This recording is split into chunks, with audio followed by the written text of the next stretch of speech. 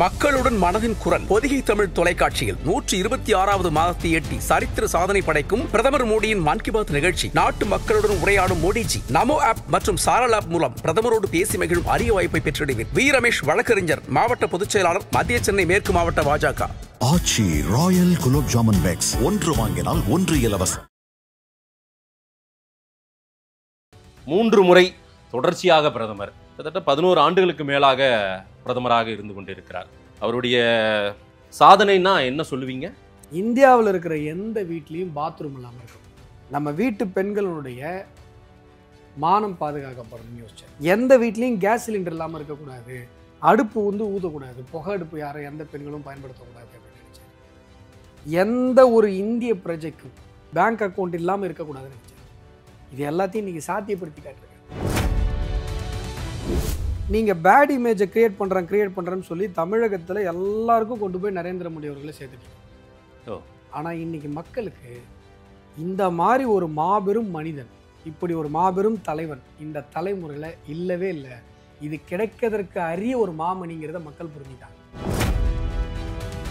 இனிமே நீங்கள் மோடி அவர்களை வில்லனாலாம் தமிழகத்தில் காட்ட முடியாது. மோடி என்னைக்கோ ஹீரோ ஆயிட்டார். நீங்கள் அவரை வில்லனா காட்டுறதுக்கு ஒரு சில காலங்கள் நீங்கள் முயற்சி பண்ணீங்க, உண்மைதான்.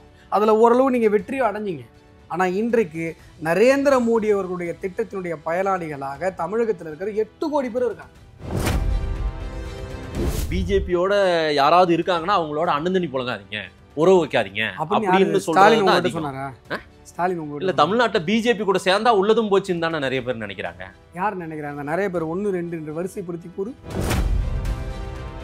ஸ்டாலின்ல ஆரம்பிச்சு மாதேஸ்வரிக்கும் உதறீங்க, பதறீங்க, ஒரே டென்ஷனா இருக்கீங்க. வராத சிரிப்பை வர வச்சு அசிங்கமா சிரிக்கிறீங்க. எல்லாம் என்ன காரணம்?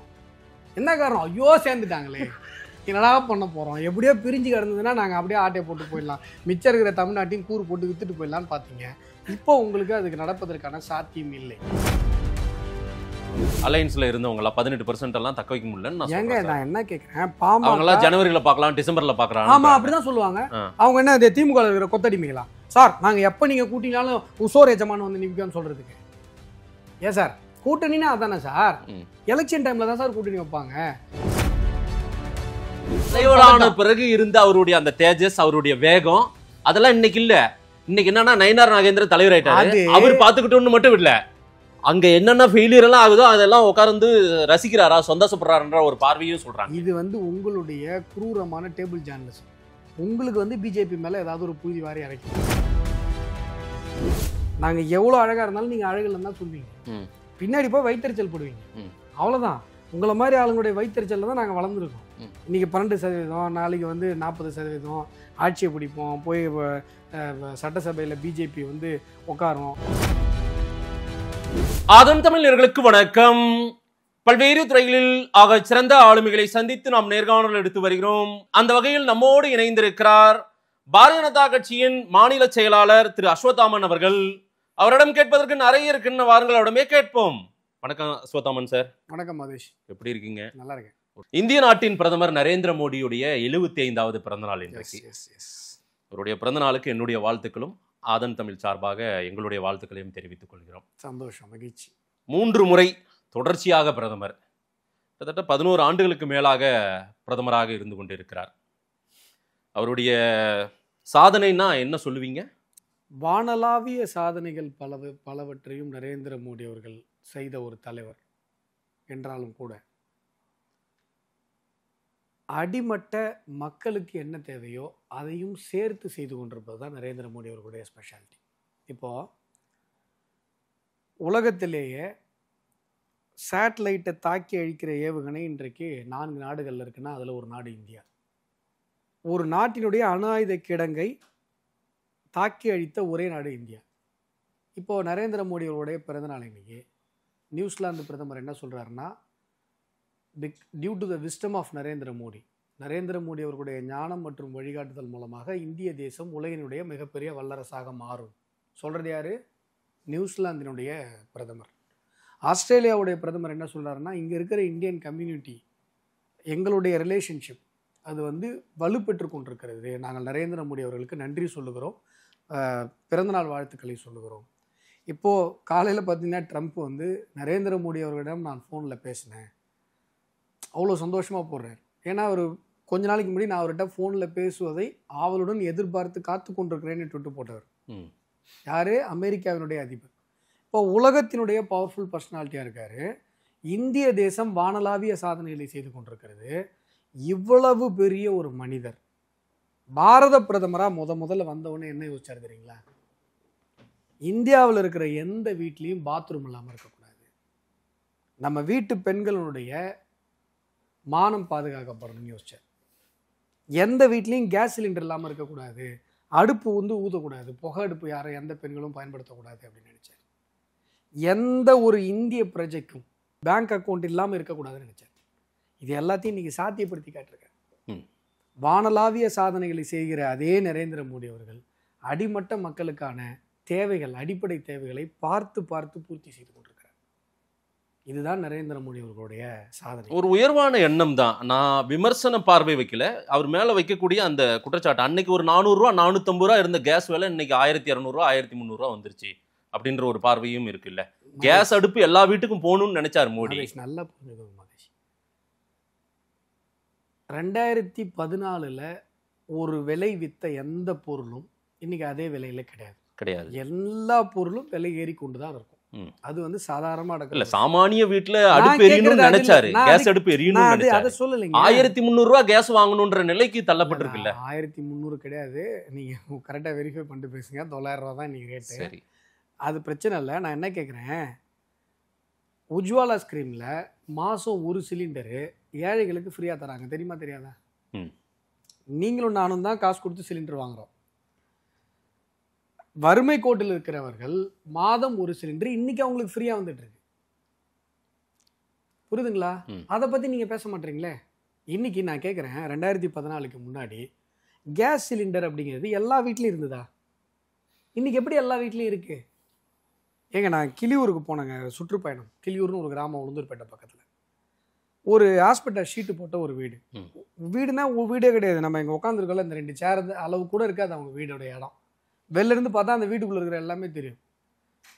சிலிண்டர் வைக்கிறதுக்கு ஒரு மோடை அவங்களால கட்ட முடியல. நீங்கள் 4 செங்கலை வச்சு கடப்பாக்கல்ல போட்டு ஒரு மோடை மாதிரி கட்டுவாங்கல்ல, அதை அவங்களால கட்ட முடியல. தரையில் இருக்குது சிலிண்டரு. ஆனால் அந்த வீட்டுக்கு கூட சிலிண்டர் அடுப்பு போய் சேர்ந்துருக்கு. எப்படி? நரேந்திர மோடி அவர்கள் அந்த வீட்டுக்கு மாதம் ஒரு சிலிண்டர் இலவசமாக கொடுக்குறாரு. விலையேறிடுச்சு சிலிண்டர் இலவசமாக கொடுத்தாரு, அதையும் பேசல. எப்படி இன்னைக்கு எல்லா வீட்லேயும் சிலிண்டர் போய் இலவசமாக சேர்ந்தது? நீங்கள் ஒன்றும் இல்லை மதேஷ், இந்த நம்ம தாம்பரம் போகிற வழியில் டிபி ஹாஸ்பிட்டல் இருக்கும் பார்த்துருக்கீங்களா? அங்கே முன்னாடிலாம் நீங்கள் போகும்போது பார்த்தீங்கன்னா ஆண்கள் இருப்பாங்க.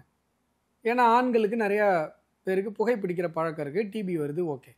பெண்கள் அவ்வளோ பேர் உட்காந்துருப்பாங்க. ஏன் சொல்லுங்கள்?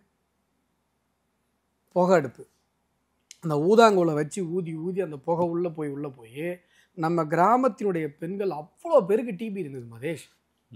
இன்னைக்கு அடுப்பூதும் பெண்களே தமிழகத்தில் இல்லை, இந்தியாவில் இல்லை. காரணம் நரேந்திர மோடி. இது எவ்வளோ பெரிய தொலைநோக்கு பார்வை. பேங்க் அக்கௌண்ட்டு நீங்கள் 2014 முன்னாடி எல்லாத்தையும் இல்லையே. சாதாரணமாக அன்ஆர்கனைஸ்டு செக்டாரில் வேலை செய்கிறாங்க பார்த்தீங்களா, இந்த கொத்தனார் வேலை செய்கிறவங்க, அவங்ககிட்டலாம் பேங்க் அக்கௌண்ட்டே இருக்காது. ஒரு கம்பெனிக்கு நீங்கள் வேலைக்கு போனீங்கன்னா தான் உங்களுக்கு பேங்க் அக்கௌண்ட் இருக்கும். உண்டா இல்லையா? யோசிச்சு பாருங்கள். நமக்கு எல்லாம் மறந்து போச்சு. நான் சொல்கிறது 50 வருஷத்துக்கு முன்னாடி கதை இல்லை, 10-15 வருஷத்துக்கு முன்னாடி தான் நிலைமை. வீட்டுக்காரரு ஏதோ ஒரு வாட்ச்மேன் வேலைக்கு போகிறாருன்னா அவர்கிட்ட மட்டும் ஒரு அக்கௌண்ட் இருக்கும், ஒய்ஃப்கிட்ட இருக்காது. ஒய்ஃப் வேலைக்கு போனாங்கன்னா ஹஸ்பண்ட்கிட்ட இருக்காது. ஆனால் இன்னைக்கு பேங்க் அக்கௌண்ட் இல்லாதவங்க யார் மதேஷ்?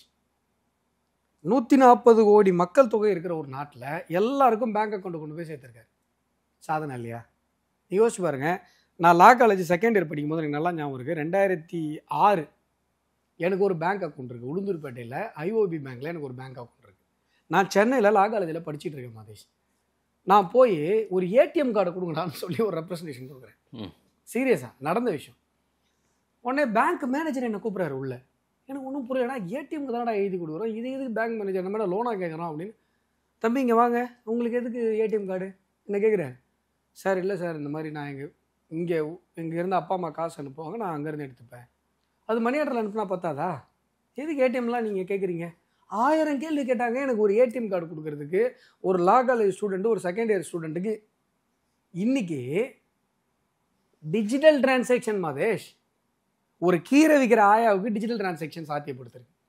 ஒரு சலூன் கடை அண்ணனுக்கு டிஜிட்டல் டிரான்சாக்ஷன் சாத்தியப்பட்டிருக்கு. எத்தனை வருஷத்துக்குள்ள? எவ்வளவு பெரிய டிரான்ஸ்ஃபர்மேஷன். இன்னைக்கு நான் ஏற்கனவே உங்கள்ட்ட சொல்லியிருக்கேன், இல்ல அது கால ஓட்டத்தின் வளர்ச்சியா மோடி ஆட்சியின் வளர்ச்சி? அதுதான் இப்ப அடுத்து நான் சொல்ல போற விஷயத்துல உங்களுக்கு இதுக்கான இல்ல நீங்க 2014 கேஸ் விலை என்னவோ இன்னைக்கு விலை ஏறி இருக்கிறது அந்த சொன்னீங்கல்ல. அமெரிக்காவுல நம்முடைய பொருளாதாரத்தை எப்படி முன்னேற்றலாம்னு சொல்லி கேட்கும்போது கூகுள் நிறுவனம் சொல்லுது, இந்தியாவில் இருக்கிற மாதிரி ஒரு யுனைடெட் பேமெண்ட் இன்டர்ஃபேஸை நீங்க ரெடி பண்ணுங்க.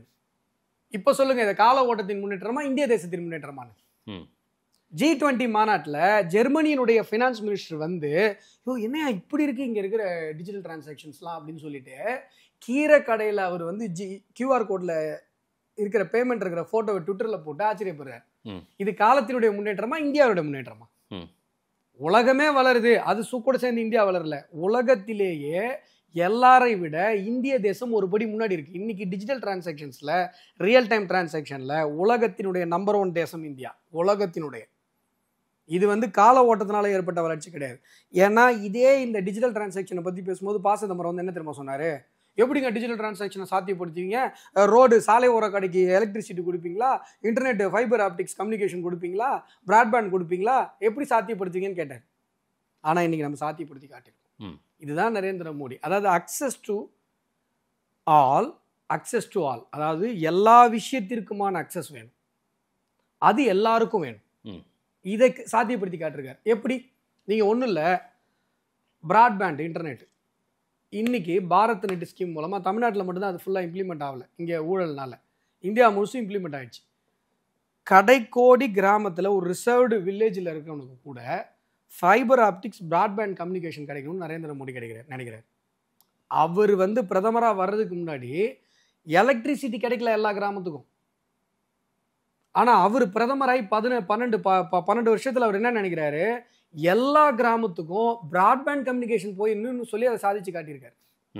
எதுக்கு எல்லாத்துக்கும் எதுக்கு பிராட்பேண்ட் கனெக்ஷனு? நீங்க ஒரு கிராமத்துல, ஒரு குக்கிராமத்துல இருக்கீங்க, நீங்க ஒரு UPSCக்கு அப்ளை பண்ணணும், ஒரு TNPSCக்கு அப்ளை பண்ணணும், இல்ல ஒரு கம்பெனி ரிஜிஸ்டர் பண்ணணும் MCA வெப்சைட்ல போயிட்டு. நீங்க உங்க கிராமத்துல உங்க இடத்துல அந்த வசதி உங்களுக்கு வேணும்.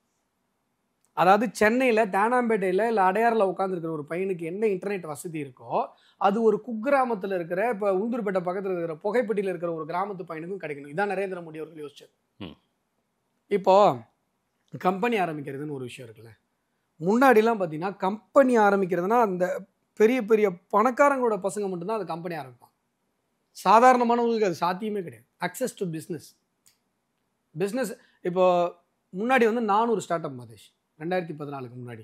இன்னைக்கு எவ்வளோ சொல்லுங்களேன், சும்மா ஒரு கணக்கு சொல்லுங்க. 400 இருந்து 2014 நீங்க சொல்ற மாதிரி இயல்பளவில் வளர்ந்து இருந்ததுன்னா இன்னைக்கு 2025 எவ்வளோ இருந்திருக்கும்? 400 ஒரு 4000 40,000 1 லட்சம். இன்னைக்கு 1.25 லட்சம். இதான் நரேந்திர மோடி அவருடைய சாதனை. இந்த ஸ்டார்ட் அப்லாம் யாரு? உங்களை மாதிரி என்ன மாதிரி எந்த விதமான இன்ஃபர்மேஷனுக்கும் அக்சஸ் இல்லாம சாதாரண கிராமத்திலிருந்து வந்தவங்க ஸ்டார்ட் பண்ணது. இதை தான் நரேந்திர மோடி அவர்கள் சாதிச்சு காட்டிருக்காரு. ஒரு பிஸ்னஸ் மேனுடைய பையனுக்கு என்ன வாய்ப்புகள் கிடைக்கிறதோ அதே வாய்ப்பு சாதாரண கிராமத்தில் இருக்கிற ஒரு பையனுக்கு கிடைக்கணும். இதை சாதிச்சு காட்டியிருக்காரு. இதுதான் தத்துவம் சார்ந்த சிந்தனை சார்ந்த செயல்பாடு, மக்கள் மீதான அக்கறை சார்ந்த ஒரு செயல்பாடு. இதற்கு கிடைத்திருக்கிற வெற்றி தான் நரேந்திர மோடி அவர்கள் வாழ்க்கை நமக்கு தருகிற செய்தி. தமிழ்நாட்டில் மட்டுமே ஏன் அந்த மோடி எதிர்ப்புன்னு சொல்லியே ஒரு பெரிய வாக்கு அறுவடை செய்கிறாங்க? ஆன்டி மோடி மைண்ட் செட்டுன்றது கூட இன்னுமே இருக்குது. அவருடைய இமேஜ் கூட கொஞ்சம் குறைஞ்சிருக்கிறதா சொல்றாங்க. அதெல்லாம் வந்து தமிழ்நாட்டை ஒட்டி தான் நிறைய டேட்டாஸ் எடுத்து சொல்றாங்களே. சமீபத்திய இந்தியா டுடே ஒரு சர்வே மறுபடியும் மோடி தான் ஜெயிப்பாருன்னு சொல்றாங்க. ஆனாலும் அவரோட இமேஜ் குறைஞ்சிருக்குது, சரிஞ்சிருக்குது அப்படின்னு சொல்றாங்க. அதை நல்லா புரிஞ்சுக்கோங்க. 2014 இளந்தாமரை மாநாட்டுக்கு நரேந்திர மோடி அவர்கள் வராரு. அப்போ கட்சி சாராம, கட்சியில ஆர்கனைஸ் பண்ற கிரௌட் இல்லாம காமனா யார் வேணா வரலாம், ஆன்லைன்ல புக் பண்ணிட்டு வரணும் அப்படின்னு சொல்லி ஒரு ஏதோ ஒன்று அனௌன்ஸ் பண்ணியிருந்தோம். லட்சக்கணக்கான பேர் அதில் புக் பண்ணியிருந்தாங்க. வந்து திருச்சி மாநாட்டில் கலந்துக்கிட்டாங்க. நரேந்திர மோடி அவர்களை பார்க்கணும்னு சொல்லி அவ்வளோ பேர் நரேந்திர மோடி அவர்களுக்கு ஆர்கானிக்காகவே தமிழகத்தில் ஒரு ஃபாலோ அப் இருந்தது. சீமான் பேசின ஒரு வீடியோ வருந்துறீங்களா? அங்கே போய் பாருங்க. குஜராத்தில் நரேந்திர மோடி அவர்கள் எப்படி ஆட்சி பண்ணிட்டு இருக்காரு தெரியுங்களா? ரைட்டு. இப்படி தமிழகத்தில் ஒரு மிகப்பெரிய அலை 2014 அவர் பாரத பிரதமராக ஆவதற்கு முன்பாகவே தமிழகத்தில் ஒரு பெரிய அலை இருந்தது. அதுக்கப்புறம் அரசியல் சூழ்ச்சிகள் காரணமாக அவருக்கு ஒரு பேட் இமேஜை கிரியேட் பண்ண இங்கே முயற்சி பண்ணாங்க. உண்மைதான். அது ஓரளவு சக்சஸ் ஆனதும் உண்மைதான். ஆனால் இப்போ என்ன நடக்குது தெரியுங்களா? நீங்கள் பேட் இமேஜை கிரியேட் பண்ணுறேன்னு சொல்லி தமிழகத்தில் எல்லாருக்கும் கொண்டு போய் நரேந்திர மோடி அவர்களை சேர்த்துட்டீங்க. ஆனால் இன்னைக்கு மக்களுக்கு இந்த மாதிரி ஒரு மாபெரும் மனிதன், இப்படி ஒரு மாபெரும் தலைவன் இந்த தலைமுறையில் இல்லவே இல்லை. இது கிடைக்கிறதற்கு அரிய ஒரு மாமணிங்கிறத மக்கள் புரிஞ்சுட்டாங்க. எப்படின்னா தமிழக மக்கள் ஊழலற்ற ஒரு தலைவர் அப்படின்னா காமராஜரோட முடிஞ்சு போச்சுன்னு நினச்சிட்டு இருந்தாங்க. ஏன்னா தமிழகம் வந்து அந்த எளிமையான ஒரு வாழ்க்கை, ஊழலற்ற ஒரு வாழ்க்கை அப்படிங்கிற ஒரு அரசியல்வாதிகள், அரசியல் தத்துவத்தெல்லாம் ரொம்ப தூரம் கடந்து வந்துட்டாங்க இந்த 60-70 வருஷத்துல. ஒரு கவுன்சிலர்கிட்ட வந்து கோடி ரூபாய் கார் இருக்கு இன்னைக்கு. அதெல்லாம் மக்கள் பார்த்து ஊழல் பழகி போய் அந்த ஊழல் நாற்றத்தில் வாழ்ந்து கொண்டிருக்கிற ஒரு சூழ்நிலையில நம்முடைய தமிழ் சமூகம் இருந்து கொண்டிருக்கிறது. இப்போ பாரத பிரதமர் நரேந்திர மோடியை பார்க்கும்போது அவங்களுக்கு என்ன தோணுதுன்னா, ஏடா காமராஜர் வாழ்ந்த மாதிரி, பக்தவச்சலம் வாழ்ந்த மாதிரி, ஓமந்தூர் ராமசாமி ரெட்டியார் வாழ்ந்த மாதிரி, அந்த காலத்து தலைவர்கள் எப்படி ஒரு எளிமையான கக்கன் வாழ்ந்த மாதிரி ஒரு வாழ்க்கையை இன்னைய தலைமுறையில் 2025 ஒரு மனுஷன் வாழ்ந்துட்டு இருக்காரு. அவருடைய சகோதரர்கள் ஒரு ஒரு ஒரு அண்ணன் வந்து ரிட்டையர்டு, ஒரு கலெக்டர் ஆஃபீஸில் ஒரு சாதாரண போஸ்ட்லேருந்து ரிட்டையர் ஆயிருக்காரு. அவர் என்ன வாழ்க்கை வாழணுமோ அதை வாழறாரு. அவங்க அண்ணன் பொண்ணு ஒரு இடத்துல போய் பர்ஸை தொலைச்சிட்டாங்க, ஒரு ஸ்டேட்டில் எங்கேயோ போகிறப்ப போய் சாதாரணமாக கம்ப்ளைண்ட் கொடுக்க நின்றுட்டு இருக்காங்க. போய் சொல்லலை, நான் பிரதமருடைய அண்ணன் பொண்ணுங்க சொல்லலை. அவங்க அம்மா இறக்குறாங்க. அந்த அம்மா இறந்ததுக்கு 4 மணி நேரத்தில் போயிட்டு அவங்களுக்கு இறுதி சடங்கு பண்ணிட்டு வந்து அடுத்து பாரத பிரதமருடைய பணிகளை கவனிக்கிறார். இதெல்லாம் மக்கள் பார்க்குறாங்க. ஊழலற்ற ஒரு மனிதர், இப்படி ஒரு மனிதன் ஊழல் கரை இல்லாமல் 14 வருஷம் 15 வருஷம் சிஎம்மாக இருந்துட்டு 3 பீரியட் சிஎம்மாக இருந்துட்டு 12 வருஷம் இன்னைக்கு வந்து பிஎம்மாக இருந்து ஒரு ஊழல் புகார் இல்லாமல் ஒரு மனிதன் சொத்து சேர்க்காம எளிமையாக வாழ்ந்துட்டு இருக்கான் அப்படின்னு சொல்லும்போது காமராஜரை பார்த்த மாதிரி இன்றைக்கு தமிழக மக்கள் பார்க்குறாங்க. இல்ல, அரசியல் சூழ்ச்சியால அவருக்கு எதிராக சில விஷயங்கள் வலைப்பின்னல்கள் இருந்தது. இப்ப என்ன மக்களுக்கு அந்த எளிமையான ஒரு தலைவன், இந்த மனுஷன் ஊழலுக்கு அப்பாற்பட்ட ஒரு தலைவனா இருந்திருக்கான். தமிழகத்துல முன்னாடி எல்லாம் எப்படி ஒரு அரசியல் சூழ்நிலை இருந்ததோ, முன்னாடி எப்படிப்பட்ட ஊழலற்ற தலைவர்கள் இருந்தாங்களோ அப்படிப்பட்ட தலைவரா இந்த தலைமுறை வாழற ஒரு தலைவராக நரேந்திர மோடி அவர்கள் இருக்கிறார் என்கிற ஒரு செய்தி இன்றைக்கு பட்டி தொட்டி எங்கும் சென்று சேர்ந்திருக்கிறது. இனிமே நீங்க வந்து மோடி அவர்களை வில்லனாலாம் தமிழகத்துல காட்ட முடியாது. மோடி என்னைக்கோ ஹீரோ ஆயிட்டார். நீங்க அவரை வில்லனா காட்டுறதுக்கு ஒரு சில காலங்கள் நீங்க முயற்சி பண்ணீங்க, உண்மைதான். அதுல ஓரளவு நீங்க வெற்றியும் அடைஞ்சிங்க. ஆனா இன்றைக்கு நரேந்திர மோடி அவர்களுடைய திட்டத்தினுடைய பயனாளிகளாக தமிழகத்தில் இருக்கிற 8 கோடி பேர் இருக்காங்க. 8 கோடி பேருன்னா 8 கோடி பேரும் ஏதாவது ஒரு மோடி ஸ்கீம்ல நாங்க பயன்பெற்றிருக்கோம் அப்படின்றது பேசு பொருளே இல்லையா? பேசு பொருளா இல்லன்னா இல்ல, உங்களால அந்த சூழ்ச்சி வலைப்பின்னல அரசியல் சூழ்ச்சியை உங்களால உடைக்கவே முடியல பிஜேபியால தமிழ்நாட்டுல. அதாவது மாதேஷ், நான் சொல்றதை புரிஞ்சுக்கோங்க. உடைக்க முடியாம நாங்க 12% ஓட்டு வாங்கியிருக்க முடியாது மாதேஷ். எங்க கூட்டணி 18% ஓட்டு உடைக்க முடியாம வாங்கியிருக்க முடியாது. இன்றைக்கு நரேந்திர மோடி அவர்கள் உலகத்தினுடைய ஒரு உன்னதமான ஒரு தலைவன் என்பதை பட்டி தொட்டி எங்கும் மக்கள் பார்த்து கொண்டிருக்கிறார். நான் என்ன சொல்றேன், சிம்பிள் அஸ் பாசிபிள் சொல்றேன். மன்மோகன் சிங் பிரதமராக இருந்தார், அவருக்கு பர்த்டே வந்துச்சு. அவரும் பிரதமராக இருந்தார், அவருக்கும் பர்த்டே வந்துச்சு. பர்த்டேவுக்கு எல்லாம் காங்கிரஸ்காரங்களாம் கூட விஷ் பண்ணாங்களான்னு கூட தெரியாது. அப்போ அமெரிக்கா பிரதமர் ஃபோன் பண்ணி பேசிட்டு, பாரத பிரதமர் மன்மோகன் சிங்கிட்ட நான் பேசிட்டேன் அப்படின்னு சந்தோஷமா வாழ்த்து செய்தி வெளியிட்டாரா? இதை இப்போ இருக்கிற ஜென்சி பசங்க, இப்போ இருக்கிற 2K கிட்ஸ் கவனிக்க மாட்டாங்கன்னு நினைக்கிறீங்களா? ஆஸ்திரேலியாவுடைய அதிபர் வந்து எங்க இந்தியன் கம்யூனிட்டியோட நாங்கள் ரிலேஷன்ஷிப் மெயின்டைன் பண்ணோங்க, நாங்கள் வந்து பாரத பிரதமர் நரேந்திர மோடியை வந்து நாங்கள் வாழ்த்துறோம் அப்படின்னு சொல்லி வீடியோ போடுறாரு. இதை இப்போ இருக்கிற 2K கிட் கவனிக்க மாட்டாங்களா? இல்லை, தமிழ்நாட்டில் இருக்கிற 2K கிட்ஸ் எங்களுக்கு மோடி தான் பிடிச்சிருக்கு, மோடி தான் நல்ல ஒரு விஷன் லீடரா இருக்காரு அப்படின்னு யாருமே சொல்றது, யாருமே சொல்லலைன்னா நீங்க 2K கிட்ட பேசலன்னு அர்த்தம் இல்லைங்க. விஜய் பின்னாடி திருச்சியில இவ்வளவு கூட்டம் போகுது. நீங்க 90 கிட் இல்ல, நான் பாக்குறேன். நீங்க 90 கிட்டோட உங்க வாழ்க்கையை வந்து ஸ்டாப் பண்ணிட்டீங்க.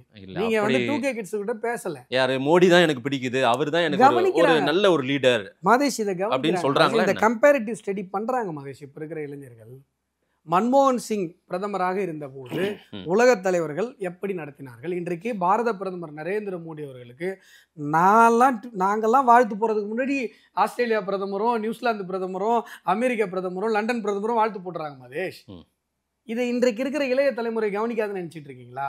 இது வந்து பாரத தேசத்தின் மீதான ஒரு நன்மதிப்பை உலக அளவுல இது உயர்த்துது அப்படிங்கிறத இப்ப இருக்கிற யங் ஜென்ரேஷன் கவனிக்குது. நான் சொல்றது அறிவுபூர்வமா இருக்கிற யங் ஜென்ரேஷன். NDTV நிருபர் வந்து பேசிட்டு இருக்கும்போது துண்டை போட்டு தலையில டிங்கி டிங்கின்னு ஆடுற ஒரு சிலர் கவனிக்க மாட்டாங்க. புரியுதா? ஒரு ஜென்ரேஷனா எல்லாரும் அறிவாளியா இருக்கணும்னு அவசியம் இல்லைல்ல. இப்படி கொஞ்சம் பேர் இருப்பாங்க. பட் அவங்களுக்கும் அறிவு தெளிவு ஏற்படும் போது யோசிப்பாங்க. கரெக்ட், ஒரு நாடு அப்படின்னு சொன்னால், ஒரு ஆரோக்கியமாக ஒரு நாடு அப்படின்னு சொன்னால் இதெல்லாம் தானே பார்க்கணும். நம்ம பிரதமரால் நமக்கு என்ன ஒரு கௌரவம் கிடைச்சிருக்கு, முன்னாடி இந்தியன் பாஸ்போர்ட்டுக்கு என்ன ஒரு வேல்யூ இருந்தது, இன்னைக்கு இந்தியன் பாஸ்போர்ட்டுக்கு என்ன ஒரு வேல்யூ இருக்குது, இதெல்லாம் பார்ப்பாங்கல்ல. இப்போ அறிவு சார்ந்த அடுத்த தலைமுறை இதை யோசிக்க ஆரம்பித்திருக்கிறது. தமிழ்நாட்டில் மாற்றி அமைக்கப்படுமா இதையெல்லாம்? நீங்க நான் என்ன சொன்னாலும் நீங்க ஓட்டுறியே யோசிச்சுட்டீங்க. ஆமா, அதுதான் கடைசியா எண்ட் ரிசல்ட். அதான் ஏங்க நான் என்னங்க சொல்றேன், நாங்க பாரத தேசத்தை ஆட்சி பிடிச்சிருக்கோம். ஆமா, ஆட்சி பிடிச்சி 12 வருஷம் இந்த நாட்டை ஆண்டிருக்கோம். இன்னைக்கு நான் மறுபடியும் சொல்றேன்னு நினைக்காதீங்க. நியூசிலாந்து பிரதமர் இந்திய நரேந்திர மோடி அவர்களுடைய ஞானத்தாலும் வழிகாட்டுதலாலும் இந்திய தேசம் உலகினுடைய மிகப்பெரிய வல்லரசாக மாறும்னு சொல்றாரு அப்படின்னு சொன்னா அது சாதாரணமான விஷயம் கிடையாது. வேற ஒரு ஃபாரின் கண்ட்ரி இந்த கண்ட்ரி உலகத்தினுடைய டாப் கண்ட்ரியா மாறப்போகுது, சூப்பர் பவரா மாறப்போகுதுன்னு சொல்லாது இதுக்கு முன்னாடி. இன்னைக்கு சொல்றதுன்னா இது சாதாரணமான மெசேஜ் கிடையாது. நாங்க எதற்காக ஆட்சியை பிடித்தோமோ அந்த நோக்கம் நிறைவேறி கொண்டிருக்கிறது மாதேஷ். முன்னாடி பாகிஸ்தானுக்கும் இந்தியாவுக்கும் வார் நடக்கும், நம்ம சைடும் சேதம் இருக்கும், அவங்க சைடும் சேதம் இருக்கும். நம்ம ஜெயிச்சிருந்தாலும் நம்ம சைடு சேதம் இருக்கும். இப்போ ஆபரேஷன் சிந்தூர் ஒரு போர் நடத்தி சாதிக்க முடியாத விஷயங்களை வேற ஒரு ஆபரேஷன்ல சாதிச்சிருக்கோம். இப்போ நம்ம இந்தியாவில் முக்கிய நகரங்கள் இருக்கு, சென்னை, மும்பை, கல்கத்தா, இது மாதிரி முக்கிய நகரங்கள் எல்லாம் ஒரு நேரத்தில் தாக்கப்பட்டா அது எப்பேற்பட்ட ஒரு அதிர்வலைகளை ஏற்படுத்தும். அப்படித்தானே இன்னைக்கு பாகிஸ்தான்ல அந்த நாட்டினுடைய தலைநகர் ராவல்பிண்டி எல்லாம் காலி மாதேஷ். டைரக்டா நம்ம சர்ஜிக்கல் ஸ்ட்ரைக் போட்டிருக்கோம். அந்த நாட்டையே நம்ம அதிர வச்சிருக்கோம். ஆனா நமக்கு என்ன லாஸ்? நமக்கு ஒரு சின்ன ஒரு பிட்டு கூட லாஸ் கிடையாது. இது எவ்வளவு பெரிய சாதனை. உலகத்துல எந்த நாடு இன்னொரு நாட்டை இவ்வளவு கம்ஃபர்டபுளா அடிச்சிருக்கு? இப்ப ரஷ்யா உலக பெரிய ஒரு வல்லரசு தான், உக்ரைன் சின்ன நாடு தான். ஆனா ரஷ்யா உக்ரைன் போர்ல ரஷ்யாவுக்கு எவ்வளவு லாஸ்? இஸ்ரேல் பாலஸ்தீனம் போர்ல இஸ்ரேலுக்கு எவ்வளவு லாஸ்? ஏங்க அமெரிக்கா இந்த பில்லடனை தேட போய் எவ்வளோங்க லாஸ் அவங்களுக்கு? ஆனால் இந்தியா பாகிஸ்தான் அடித்த மாதிரி கம்ஃபர்டபுளாக உலகத்தில் எந்த நாடும் எந்த வார்ஃபேர்லையும் ஜெயிச்சதில்லை மாதேஷ். ஆனால் பாகிஸ்தானுக்கு சப்போர்ட் இல்லாமல் இருந்தது. எவ்வளோ பேர் சப்போர்ட் பண்ணான்? துருக்கி ட்ரோன் அனுப்பிச்சான், அமெரிக்கா இம்ப்ளைடாக சப்போர்ட் பண்ணான், சைனா சப்போர்ட் இருந்தது. உலக நாடுகளுடைய இவ்வளோ சப்போர்ட் இருக்கும்பொழுது ஏன் பொருளாதார நிதியத்திலேருந்து கொடுத்தானுங்க இல்லையா? தீவிரவாதிகளுக்கு சப்போர்ட் பண்ண போகிறான்னு தெரிஞ்சு கொடுத்தானுங்க இல்லையா? அவ்வளவு சப்போர்ட் இருந்துமே அந்த நாடை கேரம் போர்டுல காயின் தட்டுற மாதிரி தட்டுருக்கோம். இல்ல, வல்லாதிக்க நாடுகளை கேள்வி கேட்கிற இடத்துல மோடி இருக்கிறாரா? அவங்க நம்மளை நம்மளுடைய ஆட்டி பார்க்கணும், நம்மளை அசைச்சு பார்க்கணும்னு வரி ஏற்றம் பல விஷயங்களை செய்யும் போது நம்ம அவங்கள திரும்பி கொஸ்டின் பண்றோமான்றது ஒரு பெரிய கேள்வி. சாஷ்டாங்கமா உழ வச்சிருக்கோம். கொஸ்டின் பண்றது என்ன? இன்னைக்கு பேப்பர் ட்ரம்புக்கு ட்ரம்ப் கிட்ட நம்ம சொல்ல முடியல. 50% ஏங்க ட்ரம்ப் சொல்றாருங்க, ஐயா எங்களை விட்டுருங்க. பாத்தீங்களா இல்லையா? நானே போட்டிருந்தேன், பாக்கலையோ நீங்க? நான் பார்த்தேன். ஆனாலும் இன்னும் கொஞ்சம் போல்ட்னஸ் அந்த மோடிக்கு கொடுக்கிற அந்த பிம்பம், அந்த மோடின்ற உலகின் ஒட்டுமொத்த நாடுகளும் மோடியை பாராட்டுது. நான் என்ன கேக்குறேன், மோடியை திரும்பி பாக்குதுன்னா மோடி இன்னும் போல்டா பதில் சொல்லணும்ன்றேன். இதை விட போல்ட் ட்ரம்ப் கேள்வி கேட்கணும்ன்றேன். ஐயோ மாதேஷ் உங்களுக்கு புரியல. நான் யாரு கூட உறவு வச்சா உனக்கு என்னன்னு கேட்கணும்ல மோடி? அதை கேட்டதுனால தானங்க அவர் அமெரிக்க பிரதமர் நான் மோடி கிட்ட போன்ல பேசுறதுக்கு அவளோட காத்துட்டு இருக்கேன்னு ட்ரூத் வெப்சைட்ல இது போட்டாரு, போஸ்ட் போட்டாரு. பாக்கல நீங்க? இதை விட சவுண்டா எப்படிங்க ஒரு லீடரால பேசும்? இன்னும் எதிர்பார்க்கிறோம் மோடி. இன்னும் எதிர்பார்க்கறேன்னா 2 அப்பு தான் அப்பணும். அதாவது நல்லா புரிஞ்சுக்கோங்க. ட்ரம்ப் என்ன சொல்றாருன்னா, நான் நரேந்திர மோடி அவர்களுடன் பேசுவதற்கு ஆவலாக காத்து கொண்டிருக்கிறேன் அப்படிங்கிறாரு. நீங்க ஒன்றும் இல்லை மதேஷ், இப்போ 50% டேரிஃப், அந்த டேரிஃபை ரெடியூஸ் பண்றதுக்காக இன்னைக்கு நம்ம பேசிட்டு இருக்க இந்த நேரத்துல அமெரிக்காவில இருந்து ஒரு பொருளாதார குழு டெல்லியில உட்காந்து ஒர்க் அவுட் பண்ணிட்டு இருக்கு, தெரியுமா? சரி. இன்னைக்கு தமிழ் பேப்பர்ல கூட எல்லா 2-3 பேப்பர்ல வந்திருக்கு, நீங்க பார்த்துருப்பீங்க. அப்புறம் சாதிச்சு காட்டிருக்கோம். ஏன்னா நீங்க நல்லா புரிஞ்சுக்கோங்க, இப்பயாவது அவன் வெறும் டேரிஃப் போட்டான். வாஜ்பாய் அவர்களுடைய பீரியட்ல பொருளாதார தடை விதிக்கப்பட்டது. ஓகே.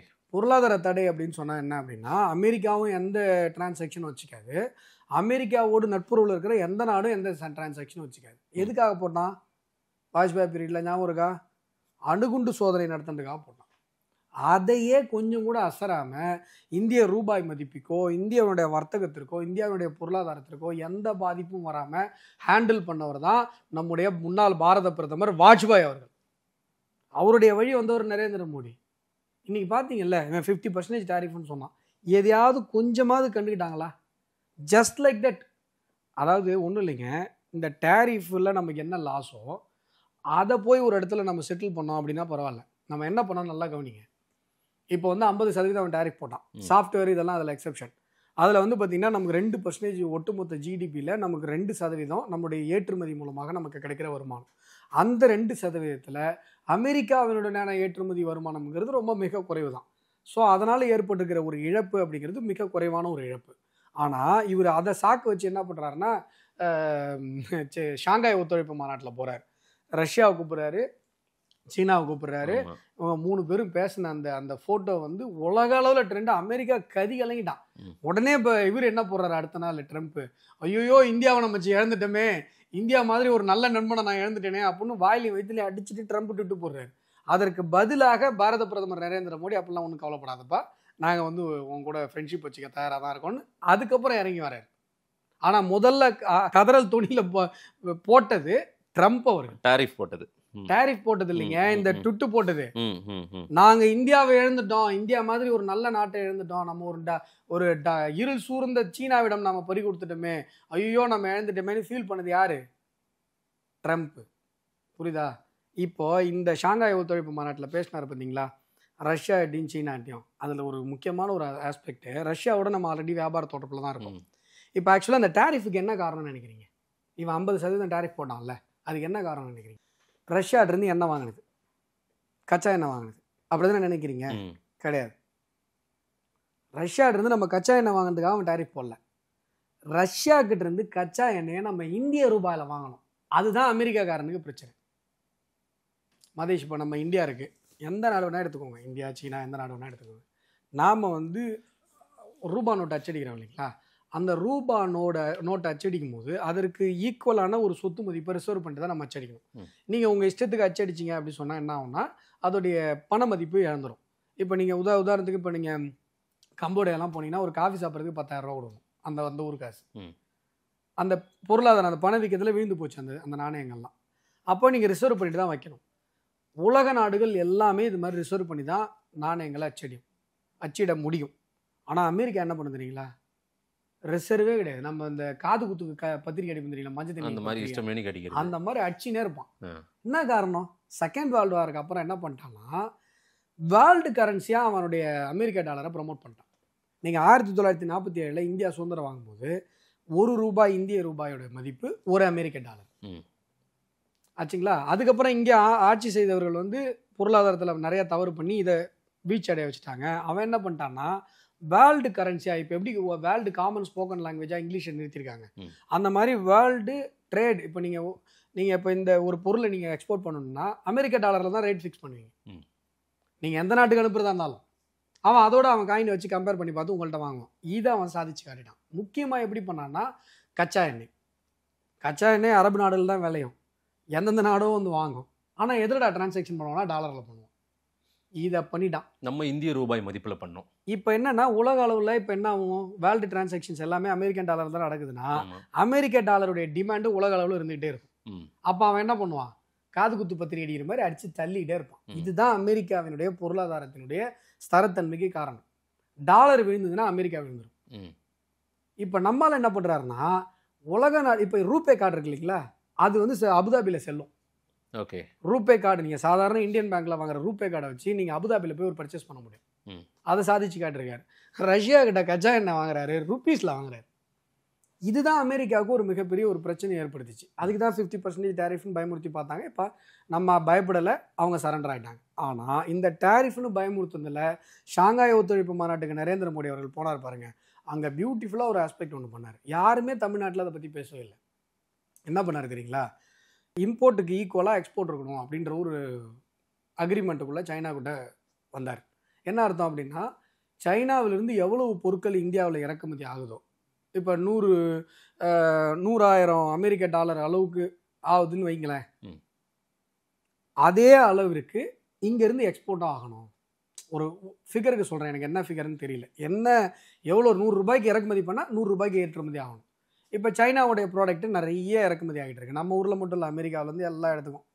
இப்போ அதே அளவில் ஏற்றுமதி ஆகணுன்ற ஒரு விஷயத்த அங்கே போய் உடன்படிக்கை பண்ணிட்டு வந்திருக்காரு.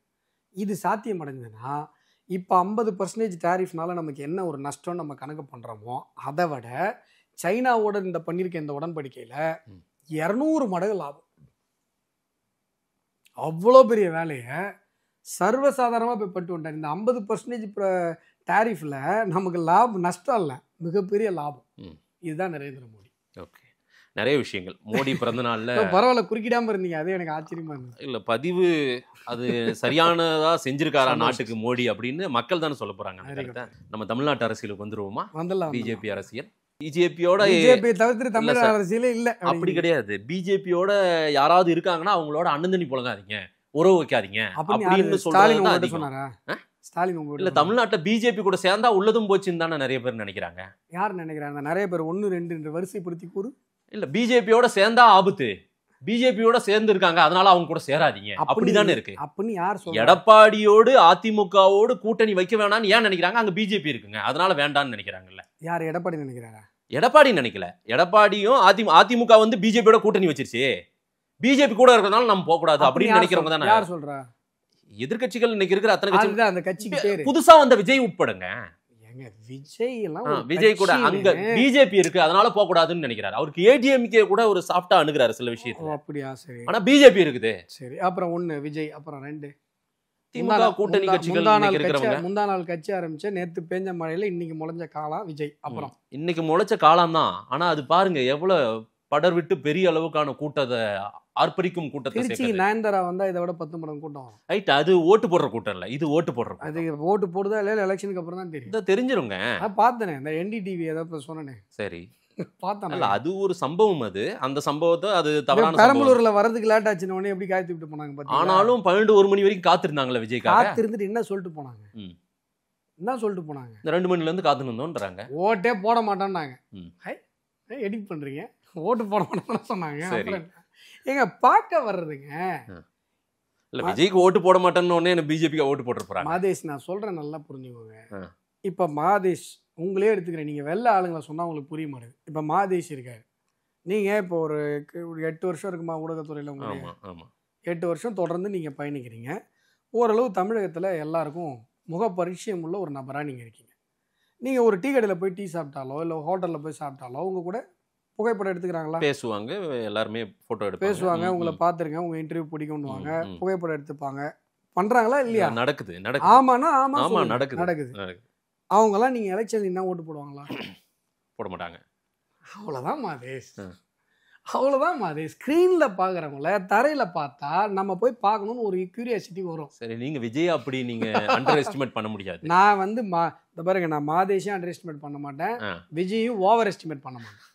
உங்களுக்கு நீங்க வந்து ஊடகத்துல எப்படி நீங்க இருக்கும்போது உங்களோட வந்து மக்கள் புகைப்படம் எடுத்துக்கொள்கிறார்களோ அதே போலதான் விஜய் பாக்குறதுக்கு வராங்க. ஆனா அவர் ஓட்டு அரசியல்ல ஆனா ஒரு பங்கு பிரிக்கிறார். ஆனா விஜயோட ஃபேன்ஸ் வந்து உங்க கூட புகைப்படம் எடுத்துக்கிறவங்களோட பல மடங்கு அதிகம்.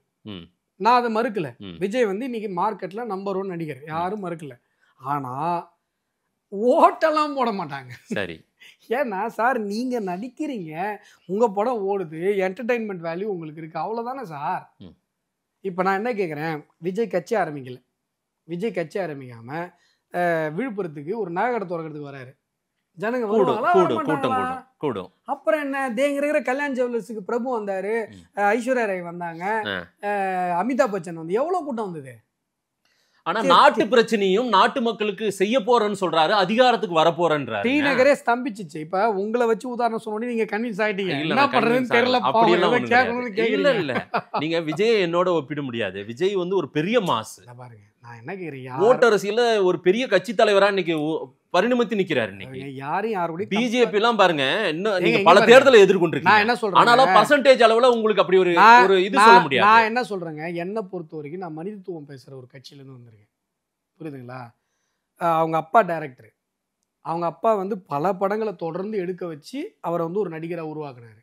நீங்க வந்து வட மாவட்டத்தில் ஒரு சாதாரண கிராமத்துல இருந்து எந்தவித ஆதரவும் இல்லாம இந்த நிலைமைக்கு வந்திருக்கீங்க. உங்களோட போய் அவரை கம்பேர் பண்ணக்கூடாதுன்றதெல்லாம் அதெல்லாம் தயவுசெய்து சொல்லாதீங்க. எல்லா மனிதர்களும் சமம், யாரும் இந்த உங்களோட ஒப்பிட்டு பேசுறேன். அரசியல் கட்சியா விஜய அப்படி பார்த்தா அதுல என்னோட எல்லாம் போறாதீங்க, அவர் எவ்வளவு பெரிய நடிகர் தெரியுமா, பெரிய நடிகர் தான். ஏங்க அவங்க இல்ல பிஜேபியோட ஒப்பிட்டு பார்த்தா தாவேகா மேலதான் நிக்கும். எது எல்லாத்துலயுமே இந்த மாதிரி பேசுறதுனால தான் உங்களை எல்லாம் திட்டுறாங்க. நீங்க இப்ப கிராமத்துல இருந்து வந்தீங்க, எல்லாம் ஒன்றும் பெருமையா சொல்லிட்டு இருக்கிறேன், இப்படி வந்து அறிவு கோவாத விதத்துல வந்து மேல நிக்கிறாரு அப்படின்னா அப்புறம் திட்ட வேண்டியதான்.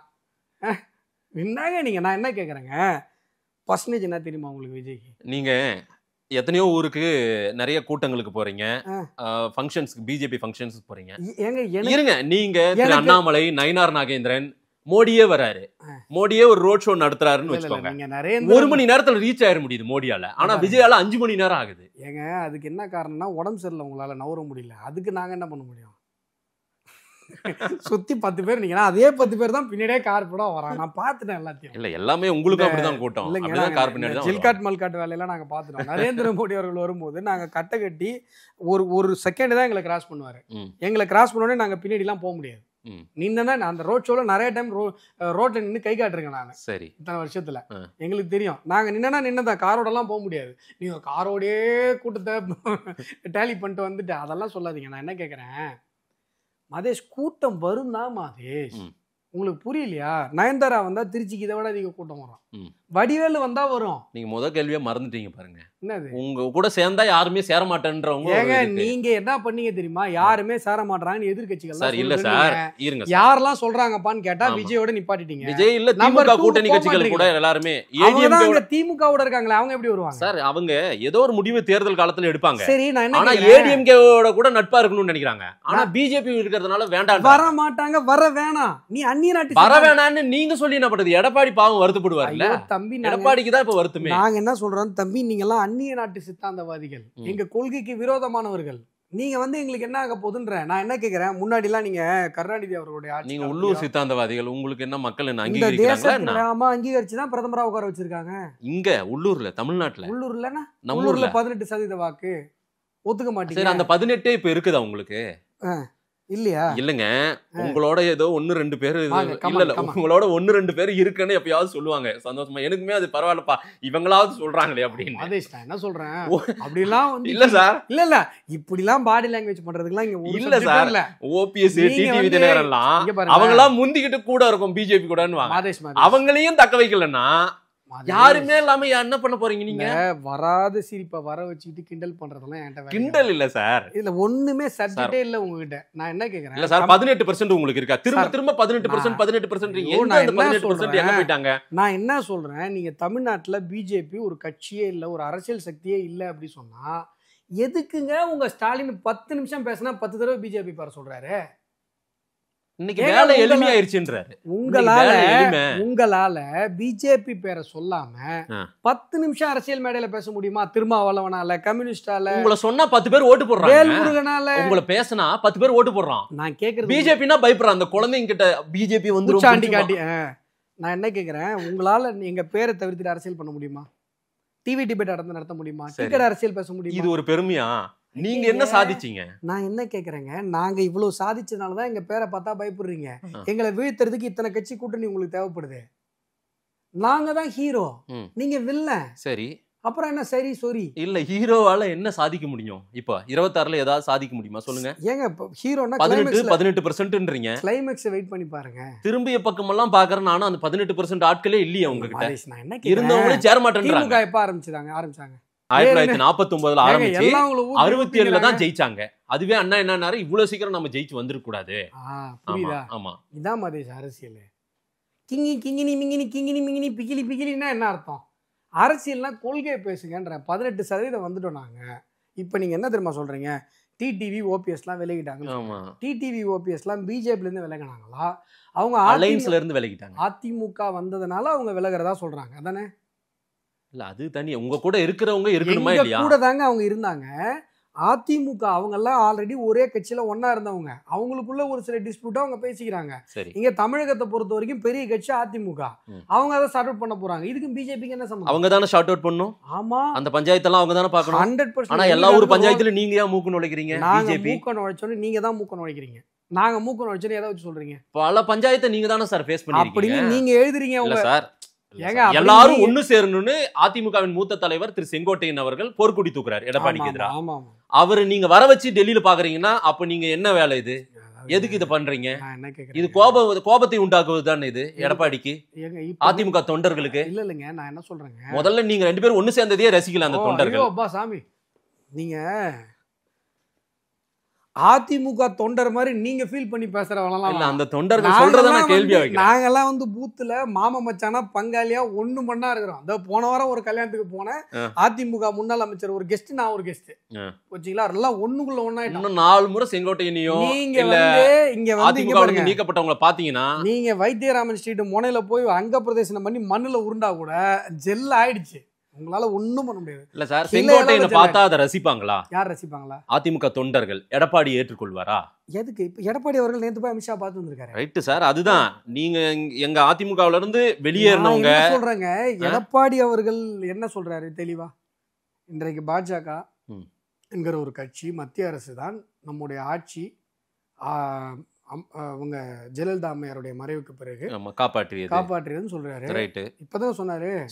அப்புறம் என்ன, அதெல்லாம் உங்களுக்கு அமினிஷியால மறந்துடும். செங்கோட்டையன்ல வருத்தமா இருப்பாரு. நீங்களா உங்க கற்பனையில ஒரு கேள்வி ஆனாலும் அவருக்கு தெரியாதா இல்ல அவங்களுடைய உள்கட்சி பிரச்சனை நாங்க தலையிட மாட்டோம் அப்படின்னு சொல்லி? யாரு? பிஜேபி. ஆமா, அடுத்து உங்க உள்கட்சி பிரச்சனையில தலையிடவே மாட்டீங்க. பழக்கமே எங்களுக்கு கிடையாது. பல ஒரு பஞ்சாயத்தை பிஜேபி பாத்துட்டு இருக்குன்றதுதான் தமிழ்நாடு அரசியல் பஞ்சாயத்தை இவங்க தேவையில்லாம மூக்கு நுழைக்கிறாங்கன்றது மாதிரி சொல்றீங்க. அந்த மாதிரி ஆனா எங்கப்பா ஏதாவது ஆதாரம் கொடுக்கணும்னா கொடுக்க முடியாது. பாமகன்னா உடனே தைலாபுரம் போயிடுறீங்க. பாமகக்கு நாங்க எங்க போனோம்?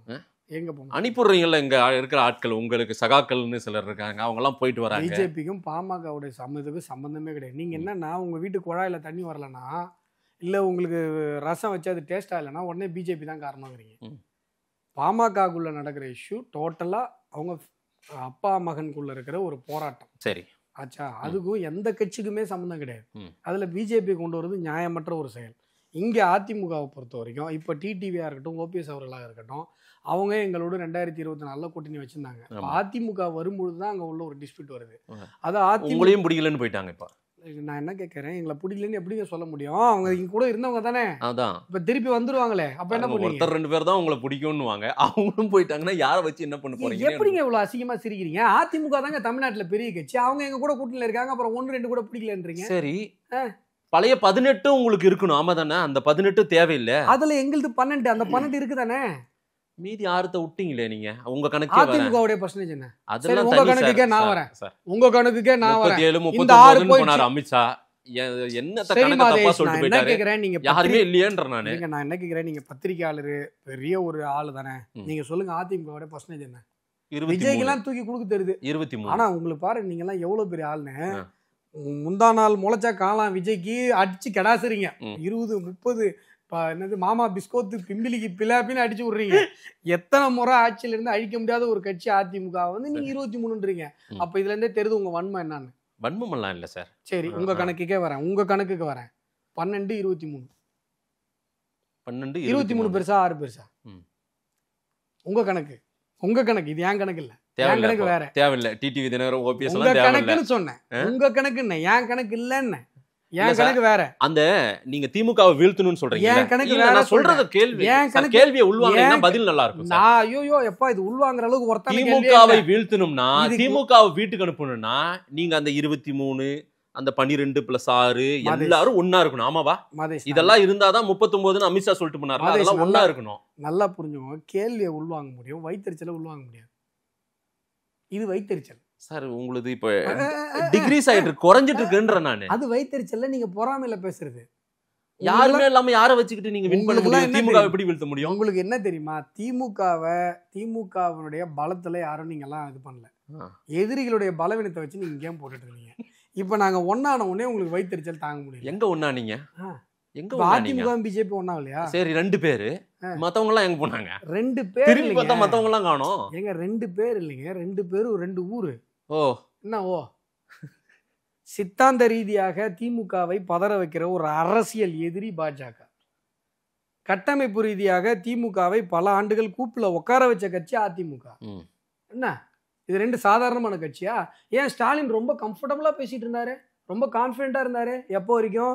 ஐடிசி ஹோட்டல்ல அமித்ஷா அவர்களும் எடப்பாடி அவர்களும் உட்காந்து பிரஸ் மீட் கொடுக்குற வரைக்கும். வேலை எளிமையாயிருச்சு. அப்புறம் உதயநிதி ஸ்டாலின் நேத்துக்கு சொல்றாரு, பிஜேபி கூட ஏடிஎம்கே இருக்கிற வரைக்கும் எங்க வேலை ரொம்ப எளிமையா. மூஞ்ச மட்டும் பாத்துருப்பீங்க, காலை பாத்தீங்கன்னா பேஸ்மெண்ட் அப்படியே ஷேக் ஆயிட்டு இருக்கும்.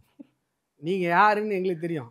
ஸ்டாலின்ல ஆரம்பிச்சு மாதேஷ் வரைக்கும் உதறீங்க, பதறீங்க, ஒரே டென்ஷனா இருக்கீங்க. வராத சிரிப்பை வர வச்சு அசிங்கமா சிரிக்கிறீங்க. எல்லாம் என்ன காரணம்? ஐயோ சேர்ந்துட்டாங்களே, என்னடா பண்ண போறோம், எப்படியோ பிரிஞ்சு கிடந்ததுன்னா நாங்க அப்படியே ஆட்டையை போட்டு போயிடலாம், மிச்சம் இருக்கிற தமிழ்நாட்டையும் கூறு போட்டு வித்துட்டு போயிடலான்னு பாத்தீங்க. இப்போ உங்களுக்கு அதுக்கு நடப்பதற்கான சாத்தியம் இல்லை. நீங்க 18 + 23, நீங்க சொல்ற 23 கிடையாது, 35. நீங்க உங்க பொறாமையில 23ங்கிறீங்க. இப்ப பாருங்க என்ன நடக்குதுன்னு, சிம்பிளா பாருங்க. மக்கள் வந்து ரொம்ப தெளிவா இருக்காங்க மதேஷ். இந்த திமுக என்கிற கேவலமான கேடுகட்ட இந்த திராவிட மாடல் ஆட்சியை தூக்கி குப்பை தொட்டில போடணும் அப்படின்னு சொல்லி மக்கள் ரொம்ப தெளிவாயிட்டாங்க. வேலை ஈஸின்றீங்கல்ல சார்? ஏன் தெரியுமா? எங்க வேலை ஏன் ஈஸி தெரியும்? இல்ல ஈஸின்னா எதுக்கு இத்தனை கூட்டம்? நேற்றுக்கு கூட செங்கல்பட்டுல ஒரு கூட்டம் இல்ல, நேற்றுக்கு ஒரு கூட்டம் அதே பிஎல் சந்தோஷ் அவர்கள் தலைமையில பிஜேபி அலுவலகத்துல போன மாசம் ஒரு 15 நாளைக்கு முன்னாடி நான் கூட வந்து ஒரு நாள் பூரா உட்காந்துருந்தேன். ஏன் உட்காந்துருந்தீங்க? பிஜேபி சார் இல்ல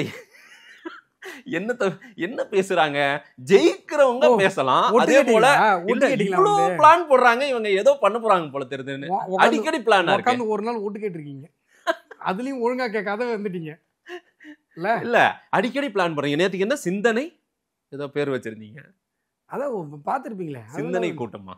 சரி சரி, சிந்தித்து சிந்தனை அமர்வுங்க. சிந்தனை அமர்வு என்ன எதுக்கு அடிக்கடி இந்த மாதிரி சிந்தனை அமர்வு, சந்தோஷ அமர்வு, பிஎல் சந்தோஷ அமர்வு? சிந்திக்கிறவங்க சிந்திக்கிற அறிவு இருக்கவங்க போடுறாங்க, அதுக்கு உங்களுக்கு சம்பந்தம் இல்ல. அது உங்களுக்கு சொன்னா எப்படி புரிய வைக்கிறது? சரி, முதல்ல இருக்கிறவங்களே தக்க வைக்க முடியல, அப்புறம் நம்ம இந்த மாதிரி கூட்டம்லாம் போட்டாவே ஜெயிச்சிட முடியுமா? மாதேஷ், இருக்கிறவங்க என்ன சொல்ல வரீங்க? ஏற்கனவே இருந்தவங்களே தக்க வைக்க முடியல சார் நம்மளால. யார் தக்க வைக்க? அலையன்ஸ்ல இருந்தவங்க எல்லாம் 18% எல்லாம் தக்க வைக்க முடியலன்னு நான் சொல்றேன். நான் என்ன கேக்குறேன், பாமா அவங்க எல்லாம் ஜனவரில பார்க்கலாம், டிசம்பர்ல பார்க்கறாங்க. ஆமா, அப்படிதான் சொல்லுவாங்க. அவங்க என்ன இந்த திமுக இருக்கிற கொத்தடிமைகளா சார்? நாங்க எப்ப நீங்க கூட்டினாலும் உசோர் எஜமான் வந்து நிற்கான்னு சொல்றதுக்கு ஏன் சார்? கூட்டணினா அதானே சார்? எலெக்ஷன் டைம்ல தான் சார் கூட்டணி வைப்பாங்க. இப்போ முன்னாடி எல்லாம் கருணாநிதி அவர்கள் வந்து ஆட்சியில் இருக்கும்போது பாமகவுடைய ஆதரவுலாம் இருந்தாங்க, ஞாபகம் இருக்கா? அப்போ ஒரு தடவை கருணாநிதி அவர்கள் அறிக்கை விட்டுருந்தாரு, எனக்கு பெரிய தொல்லையே டாக்டர் ராமதாஸ் அவர்கள் தான் அப்படின்னு சொல்லி மிகப்பெரிய எதிர்கட்சியாக செயல்பட்டார். எது கூட்டணியில இருந்துகிட்டே, ஞாபகம் இருக்கா உங்களுக்கு? தெரியும், 2009 அப்படிதான் இருந்தாங்க, அப்படிதான் இருப்பாங்க. அதுதான் என் தமிழக அரசியலுடைய வழக்கம். இந்த மாதிரி கொத்தடிமையா இருக்கிறது இப்பதான் புதுசு இல்ல. ஒரே மேடையில் நிக்கிறாங்க எல்லாரும், கொத்தடிமை டீ தொடச்சு விடுறாங்க. ஆனாலும் பிஜேபி வந்துடக்கூடாது, பிஜேபி கூட இருக்கிறவங்க வந்துடக்கூடாது. பிரச்சனையா திருமாவளவன் பேச மாட்டாரு, இங்க தொழிலாளர் பிரச்சனையா கம்யூனிஸ்ட் பேசாரு. கொத்தடிமை இது ஒரு பழப்பமா. என்ன சார் ஆலோசனை கூட்டம் எல்லாம் அடிக்கடி நடக்குது? ஏங்க கட்சினா ஆலோசனை எல்லாம் பண்ணுவாங்க மதேஷ். நான் தான் சொல்றேனே, சிந்தனை அறிவு இதெல்லாம் இருக்கிறவங்களுக்கு தான் புரியும். சரி, உங்களுக்கு புரியுதா? அப்போ எனக்கு புரியுது. இல்ல ஆனா எல்லாரும் ஒன்னா ஒரே ரூட்ல ஒரே வண்டியை பிடிச்சி நேரா தலைமைச் செலவு போவீங்களான்னு தெரியல. ஃப்ராங்கா பேசுவோமா வேணாமா? சொல்லுங்க. இப்போ பிஜேபி அதிமுக தனித்தனியா இருந்தது, இப்போ 2 பேரும் ஒன்னானது உண்மையிலேயே ஒரு கூடுதல் சக்தியா இல்லையா? ஆமா, கூட எல்லாம் ஒன்று சேர்ந்துட்டீங்கன்னா பலம் தான். நான் கேட்டது என்ன, நீங்க சமாளிக்கிறது என்ன? சொல்லுங்க. சரி சொல்லுங்க. நீங்க ஒரு பத்திரிகையாளர், பியூர் ஜேர்னலிஸ்ட் வேற, நியூட்ரல் வேற சொல்லிக்கிறீங்க. சொல்லுங்க. அதிமுக பிஜேபி ரெண்டும் ஒன்று சேர்ந்தா ஏதோ ஒரு பலம் இருக்கும். ஏதோ ஒரு பலமா? ஏதோ ஒரு பலம்னு ஏன் சொல்றேன்னா, பிஜேபியோட இருந்தா அது லாப நட்ட கணக்குகள் எல்லாம் பாக்குறாங்க நிறைய பேர். அதனால வாங்க ஒண்ணு ஒண்ணா சொல்லுங்க பாப்போம். யாருக்கு என்ன நஷ்டம் ஆச்சு? உங்களுக்கு என்ன சொல்றது, உங்களை விட மிகப்பெரிய என்ன சொல்றது, கிட்டத்தட்ட உங்க வயசு அவருடைய அனுபவம் அவருக்கு தெரியாதா? எல்லாம் கணக்கு பண்ணாம தான் வந்திருக்காங்களா? சரி, நீங்க உட்காந்து ஏங்க நீங்களாம் திமுக வந்து திருப்ப எப்படியாவது உட்கார வச்சிடலாம். வரலாற்றுல அப்படி ஒரு சம்பவம் நடந்ததே கிடையாது. 2வது பெட்டி திமுக வந்ததே கிடையாது. இல்ல ஒரு முறை கண்டினியூ அந்த மாதிரி நடந்திருக்குது. எப்ப நடந்துச்சு? அண்ணாவுக்கு பிறகு அப்படியே ஷிஃப்ட். அண்ணாவுக்கு பிறகு அண்ணாவுடைய டென்யூர் முடியாம கருணாநிதி அவர்கள் வந்து அது எப்படி 2 டென்யூர் ஆகும்? ஐயா, அது எப்படி 2 டென்யூர் ஆகும்? ஒரே டென்யூர் தான். இப்போ இவங்க ஜெயலலிதா அம்மையார் இருந்தாங்க, அதுக்கப்புறம் எடப்பாடி பழனிசாமி அவர்கள் வந்தாங்க, அப்படின்னா ஒரே டென்யூர் தானே. இல்ல அவங்க என்னன்றாங்க, மோடியே 3 முறை வரும்போது ஏன் நாங்க திமுக வர முடியாது? ஐயோ, நான் என்ன சொல்றேன், அந்த ஏகாரம் கொடுக்குறீங்கல்ல, அது எப்படி கொடுக்குறீங்க அசிங்கமா? நீங்க தான் வந்ததே இல்லையே, 70 வருஷமா தானே அவங்க வரல. இல்ல சார், இங்க எல்லாருமே ஓட்ட பிரிக்கிறாங்க சார். நான் சொல்றேன் இல்ல, எல்லாருமே பிரிக்கிறாங்கன்னு பாருங்க. எல்லா பங்கு பிரிக்கும் போது அதுல யார் பலமா இருக்காங்களோ அவங்க தானே ரேஸ்ல முன்னாடி ஓடி போய் ஜெயிச்சிருவாங்க. என்ன பங்கு? வாக்குகளை பிரிக்கும் போது தனித்தனியா பிரிக்கிறாங்க எல்லாரும் பாட்டா. விஜய் ஒரு பக்கம் பிரிக்க போறாரு, என்டி அலைன்ஸ் நீங்க ஒன்னு தனியா பிரிக்க போறீங்க. விஜய்னு குறுக்கால ஓட்டுறீங்கல்ல, அவரு குறுக்கால வந்துதான் உங்களையும் பின்னுக்கு தள்ளிட்டாரு போல. ஐயோ மாதேஷ், நான் என்ன சொல்றேன், வாய் இருக்குன்னு என்ன வேணா பேசக்கூடாது. தெரிஞ்சிடும் சார், 26 ரிசல்ட்ல தெரிஞ்சிடும் சார். ரிசல்ட்ல தானே தெரியும். ஆமா சார். அப்புறம் எப்படி இப்படி பேசுறீங்க? ரிசல்ட் தானே தெரியும். ஏங்க நல்லா புரிஞ்சுக்கோங்க. விஜய் வந்து ஒரு நடிகர், ம். அவ்வளோதான் அவருக்கு இருக்கிற ஒரு இமேஜ். என்டர்டைனர். அவர் தரையில் வந்தால் 4 பேர் பார்க்க வருவாங்க தான். ம். இப்போ நீங்களும் நானுமே கூட இப்போ வராரு வைத்தியராமன் ஸ்ட்ரீட்டுக்குன்னா கண்டிப்பாக போய் பார்ப்போம். ம். ஏன்னா முதல்ல ஒரு சாதாரண ஒரு கியூரியாசிட்டி இருக்கும். நேரில் எப்படி இருக்காங்க, ஸ்க்ரீனில் வெள்ளையாக இருப்பாங்க, நேரில் கொஞ்சம் கருப்பாக இருப்பாங்க, அந்த மேக்கப் வித்தியாசம் இதெல்லாமே மக்கள் பார்ப்பாங்க. ம். ஜனங்க சர்வசாதாரணமாக பார்க்கறது தான். என்னுடைய பிரச்சாரத்துக்கு கூல் சுரேஷ் வந்தார் திருவண்ணாமலைக்கு. ம். எவ்வளோ கூட்டம் தெரியுமா கூல் சுரேஷ்க்கு? சரி. என்ன சரி, இப்போ என்ன கூல் சுரேஷ் வந்து கேட்டதுனால எல்லாம் அப்படியே எனக்கு ஓட்டு போட்டாங்களா? க்ரௌட் புல்லிங் இதுதான். அது நான் என்னுடைய கருத்தை சொல்லணும். அதுக்கு ஒரு க்ரௌடு புல் பண்ணணும். கூல் சுரேஷ் மிகப்பெரிய அளவில் க்ரௌட் புல்லராக இருந்தார். இதெல்லாம் சாதாரணமான ஒரு விஷயம் மாதேஷ். நீங்கள் இதை வந்து கூட்டம் வந்துச்சு ஏங்க அவர் கட்சி ஆரம்பிக்காமல் நகைக்கடை திறக்கிறதுக்கு வந்தாலும் கூட்டம் வரும். இப்போது சினிமாவில் இவர் ரஜினிகாந்த் என்டர்டைனர் ப்ளஸ் ஒரு குட் மேன் இமேஜ் இருக்கும். நல்லா யோசிச்சு பாருங்க.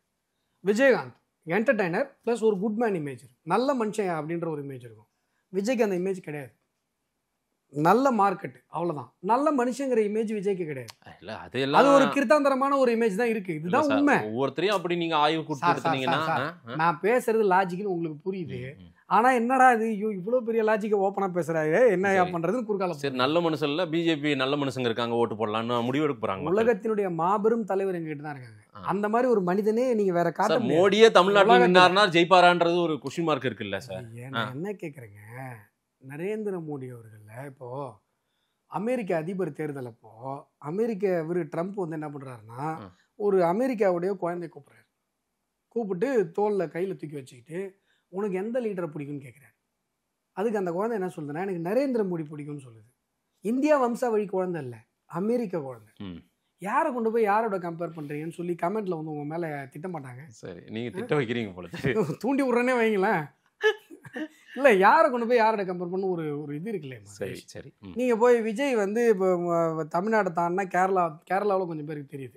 அங்கேயும் நிறைய ட்ரோல்லாம் வருது. சரி, கேரளா தாண்டினா யாரும். நீங்களும் விஜய்ல மூழ்கிறீங்க. நம்ம சப்ஜெக்ட்டுக்கு வந்துருவோம். இல்லை மதேஷ், நீங்கள் போகிற போக்கில் என்ன பண்ணுறீங்க, விஜய் பர்சன்டேஜ் வந்து உங்கள் பர்சன்டேஜோட அதிகமாகிடுச்சுன்னு போகிற போக. ஆமாம் சார், அதுதான் உண்மை. அது ஐயோ மதேஷ், எப்படி உண்மை இதை சொல்லுங்க, எப்படி உண்மை? இன்னைக்கு வர்ற சர்வேக்கள் எல்லாம் அதானே சொல்றாங்க. யாரு எடுத்தா அந்த சர்வே? சார், மோடி மறுபடியும் ஜெயிப்பாருன்னு சொன்னா ஏத்துக்கிறீங்களா இல்லையா?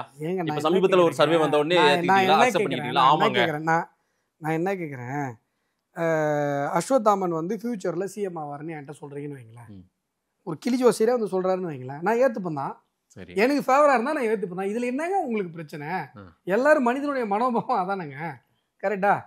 நான் கேக்குறது, நீங்க சர்வே எல்லாம் எடுத்தீங்கல்ல, எந்த அடிப்படையில் எடுத்தீங்க? 8 மாசத்துல தெரிஞ்சிடும். ஒரு லூசு பைய 30% போடுறான் மதேஷ். 30% ஒத்துப்பீங்களா? நீங்களே ஒத்துக்க மாட்டீங்க. இவ்வளவு நேரம் சிரிச்ச நீங்களே ஒத்துக்க மாட்டீங்க. ஆனா ஒருத்தன் போடுறான். எப்படி இதை போட்டான்? அவனுக்கு என்ன மனசாட்சி வந்தது இதை போடுறது? இதுல எல்லாம் நீங்க கூடுதல் கவனம் செலுத்துறதை விட்டுட்டு அலைன்ஸ் செட் பண்ணுங்க. இல்லைன்னா திமுகவை வீழ்த்த முடியாது. மதேஷ் நாங்க நல்லா போயிட்டு இருக்கோம். உங்களுக்கு நாங்க நல்லா போறதுனாலதான் நீங்க பதறீங்க. எங்க நல்லா போறீங்க? என்ன இப்ப நல்லா போல? இல்ல சார், நயினார் ஒரு பாதையில போறாரு, நயினார் பின்னாடி எல்லாரும் அணிவகுக்கிறீங்க. அண்ணாமலை வேற ஒரு ரூட்ல போறாரு. என்ன வேற ரூட்ல போனாரு? அவர் நேத்துக்கு வீட்டுக்கு போய் பிஎல் சந்தோஷ் கூட்டு வர்ற நிலைமையில இருக்குது பாருங்க. வீட்டுக்கு அவர் வரமாட்டேன்றாரு போல தெரியுது. யார் சொன்னாங்க? அவருக்கு உடம்பு சரியில்லைன்றாரு, காய்ச்சல்ன்றாரு. அப்புறம் மதியம் பார்த்தா பிரசன்ட் ஆகுறாரு. மதியம் ஒரு செஷன், அது யார் எடுக்கணும்னு போட்டிருந்தாங்க. ஒரு செஷன், ஒவ்வொரு செஷனும் ஒவ்வொருத்தவங்க எடுப்பாங்க மாதிரி. சரி, ஆனா காலையில செஷன் நான் பங்கேற்கவில்லைன்ற மாதிரி செய்திகள் எல்லாம் வர ஆரம்பிச்சு. செஷன் மதிய செஷனுக்கு கிளாஸ் எடுக்க வேண்டியது அவர் தான். டெங்குங்க பாவம் மனுஷனுக்கு. அதனால அவர் என்ன சொன்னாருன்னா, ஒரு பர்மிஷன் என் கிளாஸ் டைமுக்கு நான் வரேன்னு சொல்லி அவர் கிளாஸ் டைமுக்கு வந்தார். அவர்கிட்ட கேட்டுட்டு அவருடைய கிளாஸ் டைம்னு போட்டு, இப்போ எப்படின்னா அந்த பைட்டெக் அவங்க ஹெட் பண்ணுறாங்கன்னா அவங்க தான் உட்காரணும். கூட கைட் பண்ணுறதுக்கு ஒருத்தர் இருப்பாங்க. 2 பேர் தான் உட்காரணும். இதுதான் எங்கள் பேட்டர்ன். மற்றவங்களாம் ஆப்போசிட் தான், எல்லாமே விசிட்டர்ஸ் தான். எவ்வளோ பெரிய பொறுப்பு. ஆனால் விவாதம் ஆகுது. அண்ணாமலை டெல்லிக்கு போக மாட்டேன்றாரு, எல்லாரும் போகும்போது இங்கே வரமாட்டேன்றாரு. சிபிஆருடைய பதவியேற்பிலாவுக்கு போக மாட்டேன்றாரு. அவர் ஏதோ ஒரு தன்னை தனிமைப்படுத்திக் கொள்கிறார். அவர் இங்கே பல விஷயங்களுக்கு உடன்பாடு இல்லை. திடீர்னு யாரா கூட்டின்னு வந்தால் எடப்பாடியை முதல்வர் ஆக்குவேன்றாரு. அப்புறம் போயிட்டு அவர் பாட்டுக்கு சைலண்டாக உட்காந்துக்கிறாரு. அப்போ 2 மனசுல ஏதோ ஒண்ணு அவருக்கு, அதாவது எப்படி சொல்றது, நான் வந்து மத்தவங்க சொல்றாங்கன்னு நான் சொல்றேங்க, நான்லாம் விருப்பமாலாம் எடப்பாடி முதல்வர் ஆகணுன்ற எண்ணமெல்லாம் இல்ல அப்படின்ற மாதிரி, அதாவது உளமாற சொல்லாம ஒப்புக்கு சொல்ற மாதிரி இருக்கு. டெங்கு காய்ச்சல் இருந்தாலும் நீங்க எல்லாம் இப்படி வாய் ஃப்ரீயா இருக்கேன்னு பேசுவீங்கன்றதுக்காக மனுஷன் டெல்லிக்கு ஃபிளைட் பிடிச்சி சிபிஆர் இதுல வந்து கலந்துட்டு இல்ல சார், எல்லாத்துலயும் பிரசன்ட் ஆக ஏன்னா நீங்க எல்லாம் உங்களுக்கு சார் எங்களுக்கு வந்து பிஜேபின்னு தமிழில் போட்டாதான் சார் யூடியூப் வீடியோ போடுது அப்படின்னு சொல்லி நீங்க ஏதாவது பண்ணீங்க, உங்களுக்காக நாங்க உட்காந்துட்டு. அண்ணாமலை வந்து என்டிஏ அலைன்ஸ் வெற்றி பெறணும், திமுக வீழ்த்தப்படணும், திமுக தோற்கடிக்கப்படணும்னு வேலை செய்யற மாதிரி தெரியல. அவர் வஞ்ச புகழ்ச்சியா எடப்பாடியை பாராட்டுற மாதிரியே இருக்குது. நிறைய பேர் அதை அப்படிதான் பாக்குறாங்க. யார் அப்படி பார்த்தது? அத்தனை பேருமே ஒரு பார்வை அண்ணாமலைக்கு வந்து ஒரு முழு மனதோட சொல்ற மாதிரி தெரியல எடப்பாடி முதல்வர். அப்படி சொல்றவரு மாதேஷ் ஒண்ணு. ரெண்டாவது யாரு? அந்த ரெண்டாவது பிரகஸ்பதி யாரு சொல்லுங்க. ஏங்க எல்லாரும் சொன்னதை விட ரொம்ப சக்தியான வலுவான வார்த்தையை சொன்னது அண்ணாமலை. அவரு தான் என்ன சொன்னாருன்னா, எடப்பாடி பழனிசாமி அவர்களை முதலமைச்சராக உட்கார வைப்பதற்கு நாம வந்து இரவு பகல் பாராமல் உழைக்கணும். அவ்வளவு ஒரு என்ன சொல்றது, அவ்வளவு சக்தி மிக்க வார்த்தையா அவர் சொல்றாரு. சொல்லிட்டு போய் வீட்டுல உட்காந்துக்கிறாரு. சரி உடம்பு சரியில்லப்பா என்னங்க பண்ண முடியும்? இது இப்ப சார், முந்தா நேத்து சார். எங்கங்க டெங்குனா ஒரு வாரம் இருக்குன்னு தெரியாதாங்க, ஒரு வாரம் 2 வாரம், 3 மாசமாவே ஏதோ ஒரு, நீங்க உடனே 6 மாசம் 3 மாசம் 10 மாசம் 3 மாசமாவே அவர் முழு மனதோட வேலை செய்யற மாதிரி தெரியல. ஏது உங்களுக்கு தெரியலையா? உங்கள்கிட்ட சொன்னாரா ஃபோன் பண்ணி, மாதேஷ் நான் முழு மனசா வேலை செய்யல மாதேஷ், அசோக் அம்மா வந்தா கேள்விகள் உங்களுக்கு ஃபோன் பண்ணி? அப்படியெல்லாம் இல்ல சார். அப்புறம் என்ன, நீங்க நயினார தலைவரா போட்டதுல இருந்தே இவருக்கு தான் தலைவர் பதவி போனதுல இருந்தே ஏதோ பிரச்சனை இருக்கு போல. அவரே தானங்க சொன்னாரு, நான் நெக்ஸ்ட் இது செகண்ட் டென்யூர் எலெக்ஷன்ல நான் நிக்கல, எனக்கு வேணாம் அவரு தானங்க சொன்னாரு. ஏங்க ஒரு அரசியல் தலைவர் என்னதான் இருந்தாலும் பதவி போயிட்டா ஒரு இது இருக்கும்ல. அது உங்களுக்கு இருக்குங்க, அவருக்கு இல்லைங்க. அப்படியா? ஆமா, எல்லாரும் ஒரே மாதிரியே இருப்பாங்களா? அவரு தான் சொன்னாரு எனக்கு வேணாம் அப்படின்னாரு. சொன்னாரா இல்லையா? பாத்தீங்களா? சொன்னாரு. ஆனா இதுவும் சொன்னாரு, நான் யாருக்கிட்டையும் வேலை செய்யலீங்க, எங்கிட்ட எல்லாம் எதுவும் கேள்வி கேட்காதீங்க, நான் அப்புறம் பேசுறேங்கண்ணா, இன்னொரு 10 நாள் ஆகட்டும்னா அப்படின்றாரு. இப்படி எல்லாம் தள்ளி போடுறவர் இல்லையா அண்ணாமலை? என்ன தள்ளி போடுறவர் இல்ல, எதுவா இருந்தாலும் உடனே ஃபேஸ் பண்ணுவாரு, பேசுவாருல. அவருக்கு ஏதோ ஒரு மனக்குறை இருக்கு. உங்க அல்காரிதம் தப்புங்க. அவர் வந்தாரா? பிஜேபிக்கு வந்தாரா? என்ன எதை கேட்டாலும் முடிக்கிறீங்க. பிஜேபிக்கு வந்தாரா இல்லையா? வந்தாரு. இருங்க இப்ப வரேன் பாருங்க. பிஜேபிக்கு வந்தாரு. என்னவா வந்தாரு? துணைத் தலைவரா இருந்தாரா? துணைத் தலைவரா ஒரு 4 மாசம் இருந்தாருன்னு நினைக்கிறேன். உடனே தலைவர். அந்த 4 மாசம் தொடர்ந்து பிரஸ் மீட் கொடுத்தாரா? இல்ல. கரெக்டா? இல்ல, தலைவரான பிறகு தெரிஞ்சு போச்சு. உடனே தலைவரான பிறகு இருந்த அவருடைய அந்த தேஜஸ், அவருடைய வேகம், அதெல்லாம் இன்னைக்கு இல்ல. இன்னைக்கு என்னன்னா நயினார் நாகேந்திரன் தலைவர் ஆயிட்டாரு. அவர் பாத்துக்கிட்டோன்னு மட்டும் இல்ல, அங்க என்னென்ன ஃபெயிலியர் எல்லாம் ஆகுதோ அதெல்லாம் உட்கார்ந்து ரசிக்கிறாரா, சந்தோஷப்படுறாருன்ற ஒரு பார்வையும் சொல்றாங்க. இது வந்து உங்களுடைய குரூரமான டேபிள் ஜேர்னலிசம். உங்களுக்கு வந்து பிஜேபி மேல ஏதாவது ஒரு புழுதி வாரி இறைக்கணும். அவர் உட்காந்து சந்தோஷப்பட்டாரா, இது பண்ணாரா? நீங்க பாத்தீங்களா? இல்ல நீங்க பாத்தீங்களா? துணைத் தலைவரா இருந்தாரு 4 மாசம். சரி, தொடர்ந்து பிரஸ் மீட் கொடுத்தாரா? இல்ல. தலைவரானதுக்கு அப்புறம் தானே கொடுத்தாரு. இப்ப தலைவர்ல இல்ல தலைவரா இருந்து பிஜேபியை எப்படி ஒரு பெரிய பிரபலமாக்குனாரு சார்? இல்ல நான் வரேன், நான் ஒத்துக்கல. நீங்க பாயிண்ட முடிக்க விட மாட்டீங்க. ஏன்னா உங்களுக்கு நான் என்ன சொல்ல வரேன்னு புரிஞ்சிச்சு, லாஜிக்ல கன்வின்ஸ் ஆயிட்டீங்க.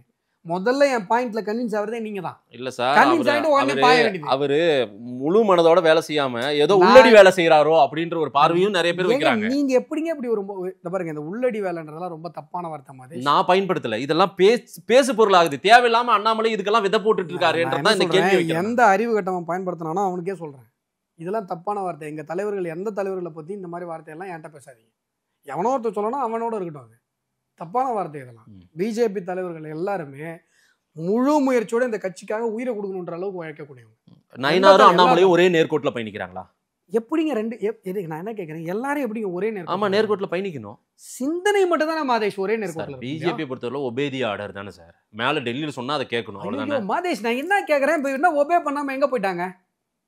அவருக்கு பிடிக்கல போல தெரியுது. நேற்றுக்கு வரமாட்டேன்னு சொல்லிட்டு பிஎல் சந்தோஷ் போய் அவரை கையை பிடிச்சி கூட்டு வர வேண்டிய நிலைமைக்கு. ஏங்க அந்த 12:15 நினைக்கிறீங்க, 12:15 செஷனுக்கு அண்ணாமலை வரணும்னா ஆல்ரெடி நிகழ்ச்சி நிரல்ல இருக்குங்கிறேன். அவர் உடம்பு முடியலன்றதுனால 12 மணிக்கு வந்து அதை அட்டன் பண்ணாரு. நீங்க போய் காலைல சந்தோஷி போட்டு கன்வின்ஸ் பண்ணி கூட்டு வந்தாருங்கிறீங்க.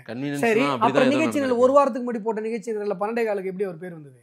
காலையில வரமாட்டேன்னு செய்தியே பரவுது இல்ல. அவருக்கு உடல்நிலை சரியில்லை, அதனால பங்கேற்க மாட்டாங்க சார். அந்த செய்தியை யார் மறுதளிக்கணும்? அண்ணாமலை தான். நான் சொன்னா, நான் வரமாட்டேன்னு நான் சொன்னா அப்படின்னு எங்கேயாவது கேட்டாரா? உங்களுக்கு வாய் ஃப்ரீயா இருக்கு, நீங்க ஒரு பொருளை கிளப்பி விட்டுறீங்க. இல்ல சார், அண்ணாமலை டெங்குல இருக்கிறவரு பாவம், அவர் வந்து என்ன ஏன் இப்படி பண்றீங்கன்னு உங்களுக்கு ஒண்ணு பதில் சொல்லிட்டு இருக்கணும் இல்ல.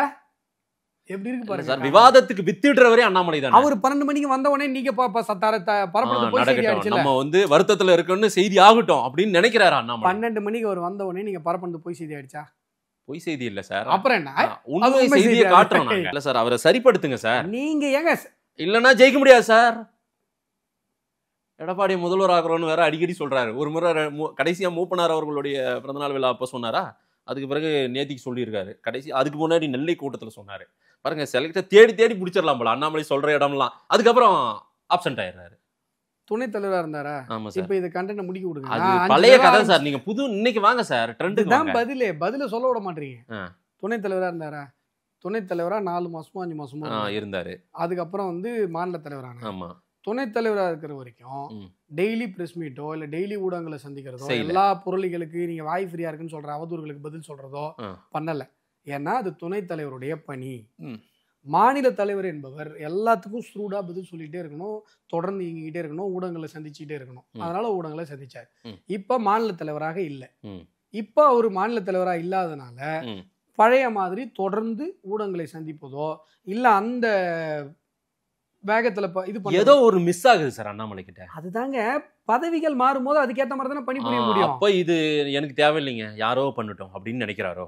ஐயா, இதுக்கு மேல எப்படி தெளிவா சொல்லி புரியும்? இல்ல, தெளிவா எனக்கு புரிஞ்சது இல்ல சார். அவர்கிட்ட அண்ணாமலை கிட்ட ஏதோ ஒண்ணு மிஸ் ஆகுதுன்னு நான் சொல்றேன் சார். கரகாட்டக்காரன் படம் பாத்தீங்களா? சாரி, எனக்கு நான் வாழைப்பழ கதையெல்லாம் வேணாம் சார். அப்படிதான் இருக்கு. இல்ல, அண்ணாமலை கிட்ட ஏதோ ஒண்ணு மிஸ் ஆகுது சார் அப்படின்னு நான் சொல்றேன். அதுதாங்க பதவி. மாநில தலைவரா இருக்கும்போது மாநில தலைவர் எப்படி செயல்படணுமோ அப்படி செயல்பட்டாரு. இப்ப முன்னாள் மாநில தலைவர் எப்படி செயல்படணுமோ அப்படி செயல்படுறாரு. முன்னாடி துணைத் தலைவரா இருக்கும்போது துணைத் தலைவர் எப்படி செயல்படணுமோ அப்படி செயல்பட்டாரு. அவருக்கு இருக்கிற பொறுப்புக்கு அவர் கரெக்டா தான் செயல்படுறாரு. பாக்குற உங்களுக்கு தான் ஏதோ பிரச்சனை இல்ல சார். ஊர் கூடி தேர் இழுக்கணும் இல்ல? ஆமா. அதுல கூட நின்னு அவரும் வந்து அவர் வலுக்கட்டாம இழுத்துன்னு வந்து நீங்களும் கையை பிடிங்க அப்படின்னு சொல்ற மாதிரியே இருக்குது அண்ணாமலைய. அவரா உளமாற வந்து நிக்கலையோன்னு தோணுது சார். அதாங்க, உங்களுக்கு தோணல. இது மாதிரி தோண வைக்கணும்னு நீங்க கஷ்டப்பட்டு பாவம் கடந்து தவிச்சு உருண்டு புரள்றீங்க. நான் தான் சொல்றேன், 12:15 செஷனுக்கு அவரு தான் வரணும்னு ஒரு வாரத்துக்கு முன்னாடியே ஷெட்யூல் ஆகி போச்சு. சரியா? அவரு 10 மணிக்கு வரல, கரெக்டா 12 மணிக்கு வந்தாரு. அவரு செஷனுக்கு அவர் வந்தாரு. அதுக்கப்புறம் சாயங்காலம் வரைக்கும் இருந்தாரு. ஏன்னா உடம்பு முடியல. சரியா? உடம்பு முடியாததோட வந்து செஷன் எடுத்துட்டு போனாரு. நீங்க என்ன பண்ணிட்டீங்கன்னா 8 மணிக்கு பிரேக். ஒன்றும் பிரச்சனை இல்ல. சரி சார், வந்துடுறேன் சப்ஜெக்ட்டுக்கு. ஒன்றும் பிரச்சனை இல்ல. உங்க சூச்சமத்தை உடைக்க வந்த உடனே ஒன்றும் பிரச்சனை இல்ல. ஒன்றும் பிரச்சனை இல்ல. 8 மணிக்கு பிரேக். எல்லாம் ஸ்மூத்தா போகுது இல்ல? 8 மணிக்கு பிரேக்ஃபாஸ்ட். 8 மணிக்கு பிரேக்ஃபாஸ்ட். 9 மணிக்கு மீட்டிங் ஆரம்பிக்குது. இதுதான் பேட்டர்ன். சரியா? நீங்க என்ன பண்ணீங்கன்னா ஊடகங்கள் எல்லாமே அந்த நிகழ்ச்சி நடந்த மண்டப வாசலுக்கு 8 மணிக்கெல்லாம் வந்துட்டாங்க ஊடக சகோதரர்கள். ஆமா. அவங்க ஒவ்வொருத்தரும் வரும்போது கேமரா வச்சுன்னு பாக்குறாங்க. அண்ணாமலை மட்டும் மிஸ்ஸிங். அண்ணாமலை வரல. வரல. ஏன்னா அவர் 12 மணிக்கு தான் வருவாருன்னு உங்களுக்கு தெரியாது. தெரியாது உங்களுக்கு. 12 மணிக்கு பிஎல் சந்தோஷ் போயிட்டு வாப்பா யாப்பா இல்ல நீங்க எல்லாம் அடிச்சு விட வேண்டியது உங்க கற்பனை தானே. வரலைன்னு போட்டீங்க. 12 மணிக்கு வந்துட்டாரு. இப்ப நீங்க புர்டாவை எப்படி சமாளிக்கிறது? உங்களுக்கு தெரியாது. பண்டைய காலுக்கு அவர் செஷன் தெரியாது. 12 மணிக்கு தான் அவர் வர்றதுதான் பிளான் உங்களுக்கு தெரியாது. எதுவும் தெரியாது. பாவம் வாசல்ல இருந்தீங்க, ஏதோ ஒண்ணு போட்டீங்க. இப்ப எப்படி சமாளிக்கிறது? இல்ல சார், சமாதானப்படுத்தி கூட்டு என்ன பண்ணீங்க சார்? சமாதானப்படுத்தி கூட்டு ஒரு வாரத்துக்கு முன்னாடியே ஒரு 12 மணிக்கு வரதாங்க பிளான். 12:15 தாங்க அவர் செஷன். 15 நிமிஷம் முன்னாடி வந்துட்டாரு. டீ பிரேக்ல வந்துட்டாரு. வந்துட்டு 12:15 செஷன் எடுத்துட்டு 1:45 வரைக்கும் செஷன் எடுத்துட்டு தனி ரூட்டு புது கட்சி அப்படி எல்லாம் ஒண்ணும் இல்ல அண்ணாமலை. என்னது அது ஒரு விவாதம் இருந்துட்டே இருக்கு. யாரு அவர் அண்ணாமலை அவர்கள் வந்து உங்கள்ட்ட சொன்னாரு புது மதேஷ்? இல்ல, அது வணக்கம் மதேஷ், நல்லா இருக்கீங்களா பிரதர்? வணக்கம். இல்ல, நிறைய பேர் அண்ணாமலையை பார்த்து இப்ப புது கட்சி அண்ணன் தொடங்குனே. உங்களுக்கு இங்க பெரிய மரியாதை இல்ல. இல்ல, அதான் உங்களை தனிமைப்படுத்துறாங்கனே. உங்களுக்கு ஃபோன் பண்ணி நீங்க யாருன்னு காட்டுங்கன்னு. அதான் உங்களுக்கு ஃபோன் பண்ணி பிரதர் வணக்கம் பிரதர், நான் தனியா கட்சி ஆரம்பிக்க போறேன் பிரதர் அப்படி சொன்னாரா? அப்படி எல்லாம் ஒண்ணும் நடக்காதுல்ல சார். நான் கேட்ட கேள்விக்கு என்ன பதில்? அதுதான் சார் நான் மறுபடியும் கேக்குறேன். அப்படி எல்லாம் ஒண்ணும் இல்ல. அந்த மாதிரி எல்லாம் இது கேள்விக்கு என்ன அவசியம்? இந்த கேள்விக்கு அவசியம் இல்லையா? அப்புறம் அவசியமே அது ஒரு நாள் தெரியும் சார். ஒரு நாள் தெரியும் சார். என்ன தெரியும்? ஒரு நாள் என்ன தெரியும்? நாட்கள் ஓடும் போது எல்லாமே தெரியும். இல்ல என்ன தெரியும்? அரசியல் வானவில்லை. அரசியல் வானவில்லை. ஏதோ ஒரு மாற்றம் அண்ணாமலையை சுற்றி ஏதோ ஒன்று நடக்குதுன்றாங்க சார். வேற ஏதோ ஒரு திட்டத்தோடு பயணிக்கிறாங்க. அது உங்களை மாதிரி சில பேர் போடுறதெல்லாம் போட்டுட்டு இருக்காங்க. அதான் அவர் சுத்தி நடக்கும். அப்படியெல்லாம் ஒன்றும் இல்லை. என்னங்க ஐயாங்க அப்படிலாம் இருக்குன்றதுக்கு என்னங்க முகாந்தரம் இருக்கு? பிரைம ஃபேஸ் எடுத்துட்டு வாங்க சார். இந்த பேஸ் பண்ணி நாங்க இந்த கேள்வி கேட்கறோம் சார்னு சொல்லுங்க. ஏங்க 12 மணிக்கு வர வேண்டியவரை 8 மணிக்கு நீங்க போய் நின்றுட்டு வரலன்னு பார்த்துட்டு நான் கூட தான் கார் பஞ்சர் ஆகி போய் லேட்டா தான் வந்தேன். எனக்கு யாராவது நியூஸ் போட்டீங்களா? அச்சோத்தாமப்பா லேட்டா தான் 2 செஷன் ஒரு செஷன் முடிஞ்சுதான் லேட்டா தான் வந்தேன். நான் வந்து உங்களுக்கு என்ன சொல்றது, அந்த பொருளை கிளப்புற அந்த புச்சனை நான் இல்லை. சரி. இல்லைன்னா எனக்கு தான் எழுதிருப்பீங்க. ம். இது ஒரு இட் ஹேப்பன்ஸ். அவரு உடம்பு சரியில்லை, 12 மணிக்கு வந்தார், இவ்வளவுதான். ஸ்மூத்தா தான் போயிட்டு இருக்கா 26 தேர்தல். ஏங்க ஸ்மூத்தா போலன்றதுக்கு என்னங்க கண்டென்ட் சொல்லுங்க. ஒன்றும் ஒரு வடிவமே இல்லை சார் இந்த அலைன்ஸ். என்டிஏ அலைன்ஸ்ன்றீங்க. ஒரு வருஷத்துக்கு முன்னாடியே அமித்ஷா வந்து அவங்க உள்துறையெல்லாம் பூட்டிட்டு வந்தார், வேக வேகமாக என்னென்னவோ பண்ணாரு. ஆனாலும் இன்னும் ஒரு வடிவம், ஒரு கட்டடம், ஒரு அழகே தெரியலையே, ஒரு பொலிவிலிருந்து காணப்படுகிறது சார். அப்படியா? சரி. நாங்கள் இப்போ 2021 கூட்டணியில் இருந்தோம்ல. ஆமாம். அப்போ இந்த வாய் அழகுன்னு சொன்னிச்சா? இதே மாதேஷ் சொன்னா அழகுன்னு சொன்னா? இன்னைக்கு வாங்க 26 வாங்க. நீங்க சொன்னீங்களா? சொன்னீங்களா? சொல்லல. சொல்ல மாட்டீங்க, ஏன்னா உங்களுக்கு எங்க மேல வைத்தறிச்சல். என்னமோ ஏற்கனவே அழகுன்னு சொன்ன மாதிரியும் இப்போ அந்த அழகு போயிடுச்சுன்னு ஃபீல் பண்ண மாதிரியும். ஏங்க உங்களுக்கு எங்களை பிடிக்காதுங்க. நாங்க எவ்வளவு அழகா இருந்தாலும் நீங்க அழகு இல்லைன்னு தான் சொல்வீங்க. பின்னாடி போய் வைத்தறிச்சல் போடுவீங்க. அவ்வளவுதான். உங்களை மாதிரி ஆளுங்களுடைய வைத்தறிச்சல்ல தான் நாங்க வளர்ந்துருக்கோம். இன்னைக்கு 12%, நாளைக்கு வந்து 40%, ஆட்சியை பிடிப்போம், போய் சட்டசபையில் பிஜேபி வந்து உட்காரும், நடக்க தானே போகுது. நீங்கள் பார்க்க தானே போகிறீங்க. செயின்ட் ஜார்ஜ் கோட்டைக்கு இந்த வண்டி சரியாக போய் சேருமானது சந்தேகமாக இருக்கே சார். முதல்ல ஒரு ஸ்ட்ரக்சர் உருவாகணும், வண்டிக்குள்ளே எல்லாரும் உட்காரணும் சீட்டில். அந்த பக்கம் வண்டி எல்லாமே ஃபில் ஆகி கிடக்குது. ஓகேங்களா, எல்லாரும் உட்காந்துருக்காங்க. இப்போ அந்த வண்டி போய் அங்கே போய் உட்காந்து டெஸ்டினேஷனில் ரீச் ஆக போகிற நாளில் கூட நீங்கள் இப்படி பேச மாட்டீங்க தானே? அப்பயும் வைத்தறிச்சல, ஐயோ இது மக்கள் ஏமாந்துட்டாங்க, இது பண்ணாங்க, அதுன்னு உங்க பாஷையில் ஏதாவது. என்டிஏ வண்டியில் பார்த்தீங்கன்னா ஒரு டயரா கழண்டுனே இருக்கு. நான் சொல்றது புரியுதா? நாங்க அந்த வண்டி போய் ஜெயின் ஜார்ஜ் கோட்டையில சேர்ந்தா கூட மாதேஷ் வைத்தறிச்சல் தானே பட போறாரு. என்ன பண்ணுவீங்க நீங்க? அன்னைக்கு போடுங்க, ஓ இவர் ராமசாமி பிறந்த மண்ணில் பிஜேபி ஆட்சி அமைச்சிச்சே அப்படின்னு சொல்லி போடுவீங்க. அதான் நடக்க போகுது. பிஜேபி ஆட்சி இல்ல, அதிமுக ஆட்சி. இல்ல, பிஜேபி ஆட்சி ஒரு நாள் அமைக்க தான் போகுது. இப்படி 2 முறை சொன்னீங்கன்னா எடப்பாடி உங்களை விட்டு போயிடுவார் சார். எப்படிங்க? எல்லா கட்சியும் தாங்க ஆட்சியை பிடிக்கிறது தாங்க அரசியல் இருக்காங்க. சரி. இப்போ வந்து திமுக என்கிற தீய சக்தி, மக்களை வஞ்சிக்கிற நயவஞ்சக கொடூரனை அகற்ற வேண்டிய ஒரு மிகப்பெரிய ஒரு கடமை உங்களுக்கும் இருக்கு, எங்களுக்கும் இருக்கு. அதை நீங்க உங்களுடைய கடமையை நீங்க உணராம இருக்கீங்க. ஒன்றும் இல்லை, அதே சேலத்தில் ஒரு காது கேட்காத வாய் பேச முடியாத ஒரு மாற்றுத்திறனாளி 2 வீலரில் பெட்ரோல் போட்டுட்டு இருக்காரு. பின்னாடி திமுக கொடி கட்டின ஒரு கார் வந்து ஹார்ன் அடிக்குது. காது கேட்காதவர், அவர் காது கேட்கல, அவரு காசு கொடுத்துட்டு இருக்காரு. அந்த திமுக குண்டர்கள் திமுக கொடி கட்டின அந்த கார்லேருந்து இறங்கி வந்து, இல்லைங்க எனக்கு சைனில் சொல்கிறார், காது வாய் பேச வராது, அப்படி அடிக்கிறானு. பலர்னு அடிக்கிறானு. உலகத்தில் மனுஷனா பிறந்த எவனுக்காவது இப்படி ஒரு குரூர மனநிலை வருமா? எவனுக்காவது? திமுக காரன் அவன் வந்து அதெல்லாம் விட்டுருங்க, மனுஷன் தானே நீ. காது கேட்காத வாய் பேச முடியாத சமிஞ்சையில் வந்து, இல்லைங்க எனக்கு காது ஹார்ன் அடிச்சு ஏன்னா நான் வண்டி நான் அவன் கேட்குறான், காது கேட்காதுங்கன்னு சொல்கிறார். பலர்னு அடித்து அவர் தரையில் தள்ளி விட்டு அந்த மிதிக்கிறார். இந்த சம்பவம் நடந்து 8 நாட்கள் ஆகியும் கூட அந்த திமுக குண்டர்களை காவல்துறை கைது செய்யவில்லை. அந்த மாற்றுத்திறனாளியுடைய உறவினர்கள் தேசிய கொடியோட போய் ஸ்டேஷனில் போய் தர்ணா பண்ணுறாங்க, அவங்கள அடித்து தோத்துறாங்க, போகிறாங்க. இந்த ஆட்சி நீடிக்கலாமா, நீடிக்க விடலாமா? சொல்லுங்க. மக்கள் முடிவெடுக்கட்டும். நேரம் கொடுத்து பேசியமைக்கு நன்றி.